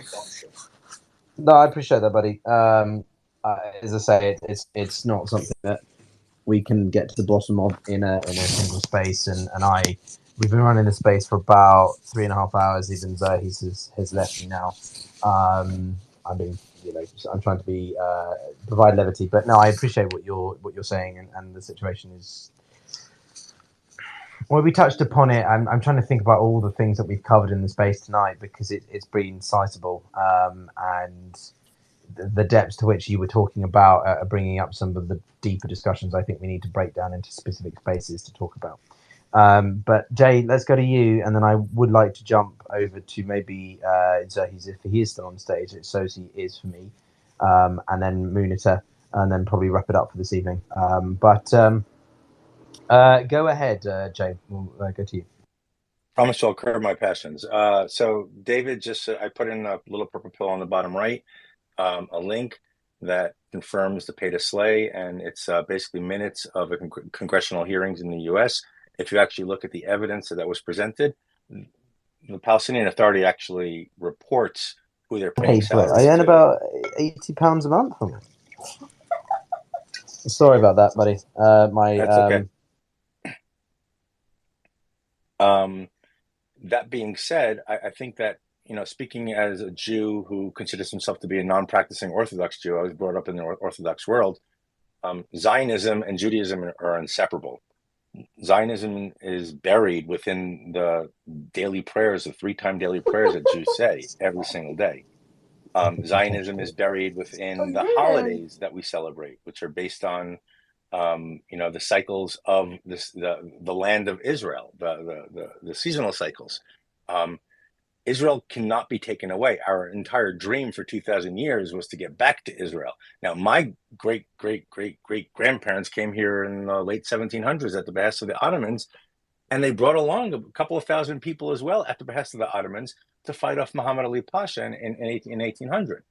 Now, I understand that there's indigenous people who are Arab or Palestinian, and I have to recognize that there's indigenous people who are Jews as well, and that Jews do have a history here. And from the very get-go, the object basically has been to wipe us off the map. From the Fatah Charter that began, from Hamas's charter, which was mentioned that it does include a two-state solution in Article 20, but move on up to the top 5 articles, and it's basically the eradication of the Jewish people and the liberation of the entire land of Palestine. As Daniel pointed out, Palestine was divided up in the 1920s. It was divided up into Transjordan and to Palestine. And one was an Arab state, one was a Jewish state. That was in line with what Lord Balfour had said. There's a lot of history beyond that. There's a lot of history into that. But I think people need to go ahead and learn that history before they actually form an opinion. Because the history will actually prove that while Israel has done some, questionable things in terms of, preserving its borders, we never initiated a war. We never went after people. We literally defended our lives in 1948 and 1967 and in the Suez Crisis as well. We're here basically to preserve what is left of Judaism, which is not much. We're 0.02% of the entire world's population, and you guys are worried about a little tiny sliver of land, that seems to be so important to everybody, but at the same time, when Israel's in control of that land, the only people or everybody has a right to go ahead and pray here. I can't go into Ramallah and shop in a supermarket if I wanted to. I can't go into Bethlehem if I wanted to because I'm Jewish. And that's not, of course, that's Israel telling me, we can't really protect you if you're here. But that's the Palestinian Authority. That's Mahmoud Abbas. And this is why I was so upset at Ziad. That's Mahmoud Abbas basically saying he wants a Jew-free Palestine. And that doesn't leave any options for peace. And that's my point. Thank you. I appreciate that. Also, I want to apologize for the background noise. My app's starting to glitch, and it unmuted unintentionally. I do have my girlfriend next to me who's been basically giving me some wine and giving me some dinner whilst I've run this space for 3.5 hours. I'm being transparent because I think it's important to remember that running a space like this is a lot of work mentally and like physically speaking, but I do it because I genuinely do care about the situation, and we try. And I also want to try to bring attention to the fact that there are a lot of spaces on this app which are full of shit, and they will just have people shout at each other, or it'll be purely one space focused on one entity. And what I do like to do is bring together varied points of view. So that's why I've also been trying to manage the sort of my personal situation as well as this space. So I do apologise for her laughing, because she was laughing at me she said you look very tired, and I laughed, and then I think I accidentally muted. So apologies for that, everybody. Not trying to diminish the importance of what we're talking about here. But with that, I do want to go to one interesting speaker who has been listening for a little bit, but she's jumped up for one quick comment she said. Now, I'm going to leave the last comment to her before I probably wrap up with my own thoughts. But I'm not saying. But we have heard a lot of Israeli perspectives tonight, with a couple of Palestinians thrown in between, and I've been asking provocative questions on one side and the other for the sake of argument. But Tamar is actually a part of the foreign ministry of Israel, and I think it's very interesting to hear what a public official at the time thinks. I don't know, Tamar, if you're going to be speaking in a personal capacity or a professional capacity. That's up to you. You can say as you wish, but interested to hear what you have to say. Hi, thank you so much. Good evening to everybody from Jerusalem. I hope all of you are safe, no matter what side you are on. I want to just start my comment by saying I am speaking from a personal place. I think no matter whether you're in the Israeli government or not, if you're an Israeli at this moment, this is very, very, very personal, because every single Israeli knows someone who has been kidnapped, murdered, or who is missing. So this is a little bit of both. I want to start just this statement by saying I believe there are good people on both sides. I do, however, have to say that I'm a third-generation Holocaust survivor. All four of my grandparents were in the camps. And the culture of hate that we are seeing during this period against Jews is not only disgusting, it's terrifying. I'm sure there are some good civilians in Gaza and some good civilians in the West Bank, but the fact that there are people at Palestinian protests around the world yelling, "Gas the Jews, we're going to rape your Jewish mothers," the fact that you had Gazan civilians who came along with the Hamas terrorists and scaled the walls and went into the homes of Jewish civilians and butchered babies and took people hostage, the fact that you had Gazan civilians who had worked in communities in southern Israel for years and decided to map out homes and betray the people who employed them. I think we're talking about a bigger issue than just hate or terrorism. I think we're talking about a culture who would commit another Holocaust if they could. And I think it's really important that we're transparent about that. And I also want to say the state of Israel will do everything that we can to protect civilian lives, but we are not going to allow another Holocaust to happen. So I'll leave it at that. I hope all of you are safe wherever you are, and have a good week. Thank you very much for that, Tamar. I've got one quick question for you, if you have a second. So, no, I mean, I want to be fair to the listeners who are, more sympathetic to the Palestinian side by giving, that time to another Israeli voice before people criticize. But I think it's worth having, because it's not like we have a Hamas represented on stage. It's not easy to do. So it's very interesting to hear from someone who's so.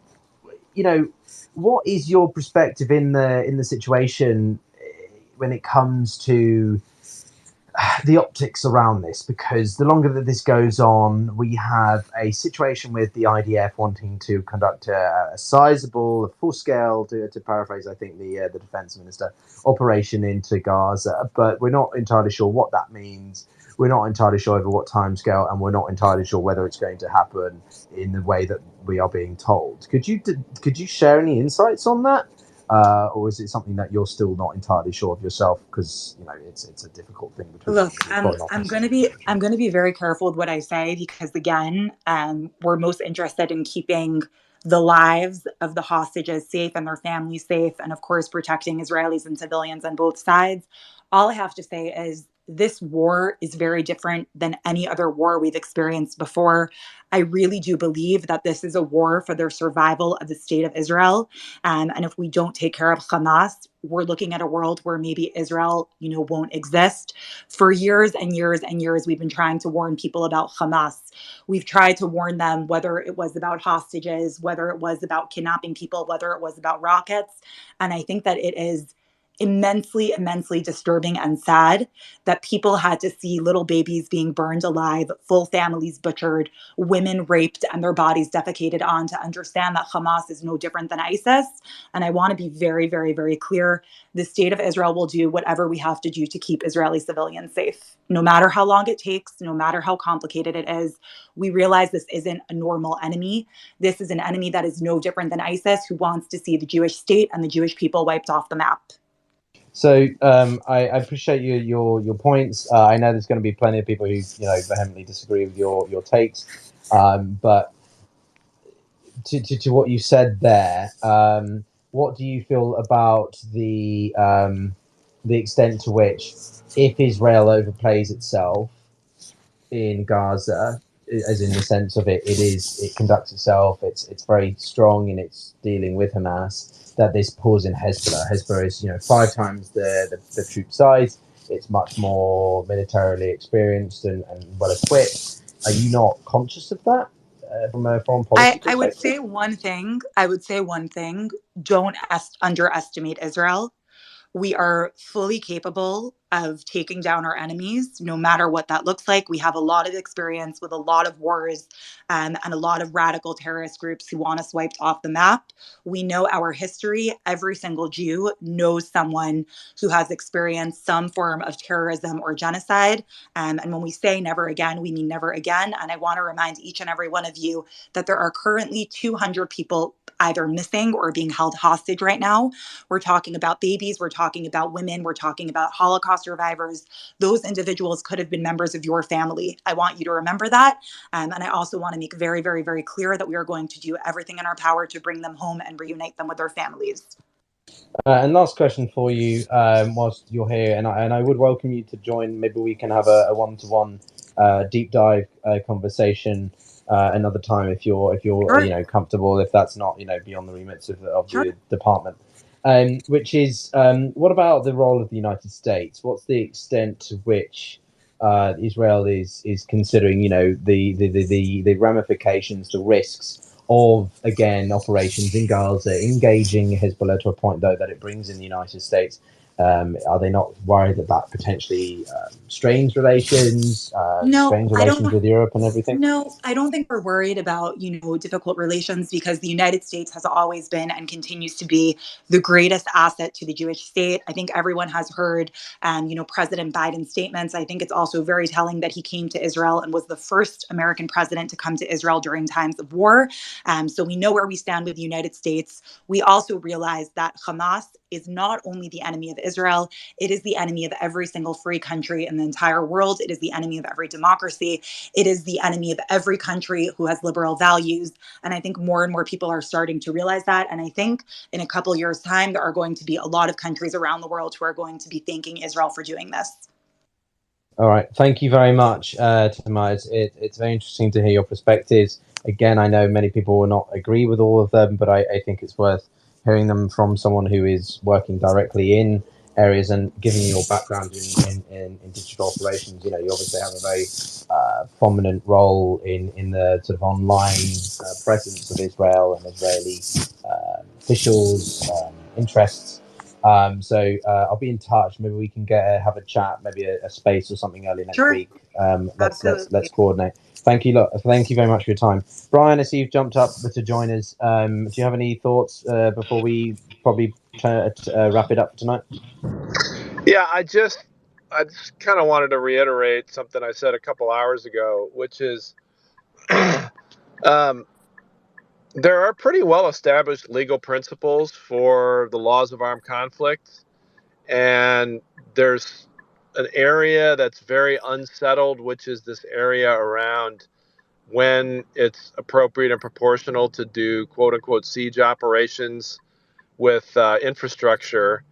But besides that, it's pretty well settled. And I think too many people in this space and in other spaces throw around words like genocide, like war crimes, like crimes against humanity, just to mean it's something I really don't like that happened or I really think is immoral. And the law and morality don't always exactly line up, but I wish people would actually educate themselves instead of just throwing around propaganda-based concepts of what the laws of armed conflict are. It's very easy to learn. I posted one podcast that sums it up brilliantly. And I would say if you really don't understand it, maybe don't throw those words around. Thanks.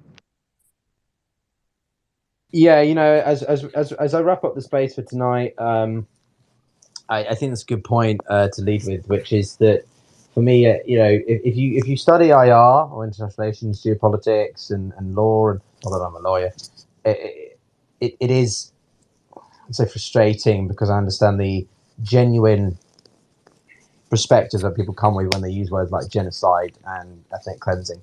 But the problem is that these terms have a very specific legal determination to them.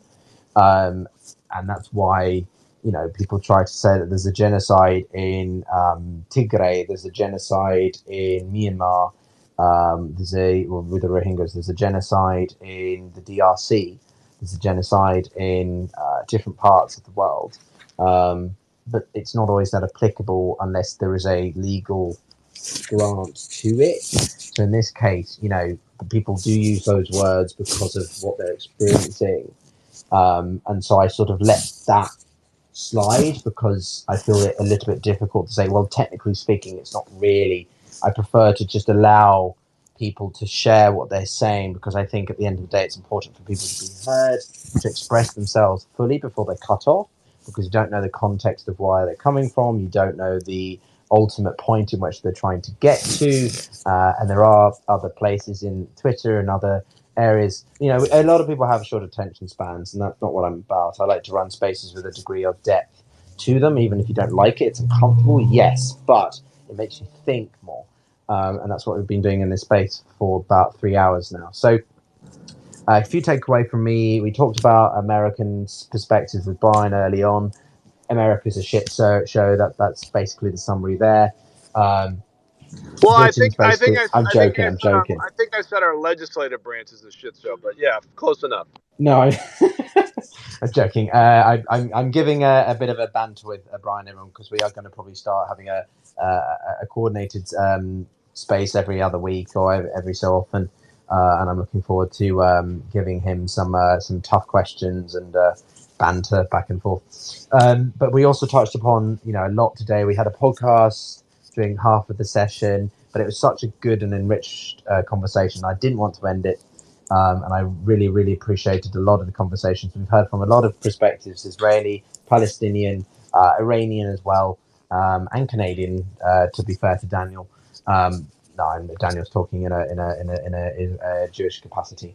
But it's been very educational for me. So I hope it has been for you as well. I encourage you to check out a couple of things in the nest.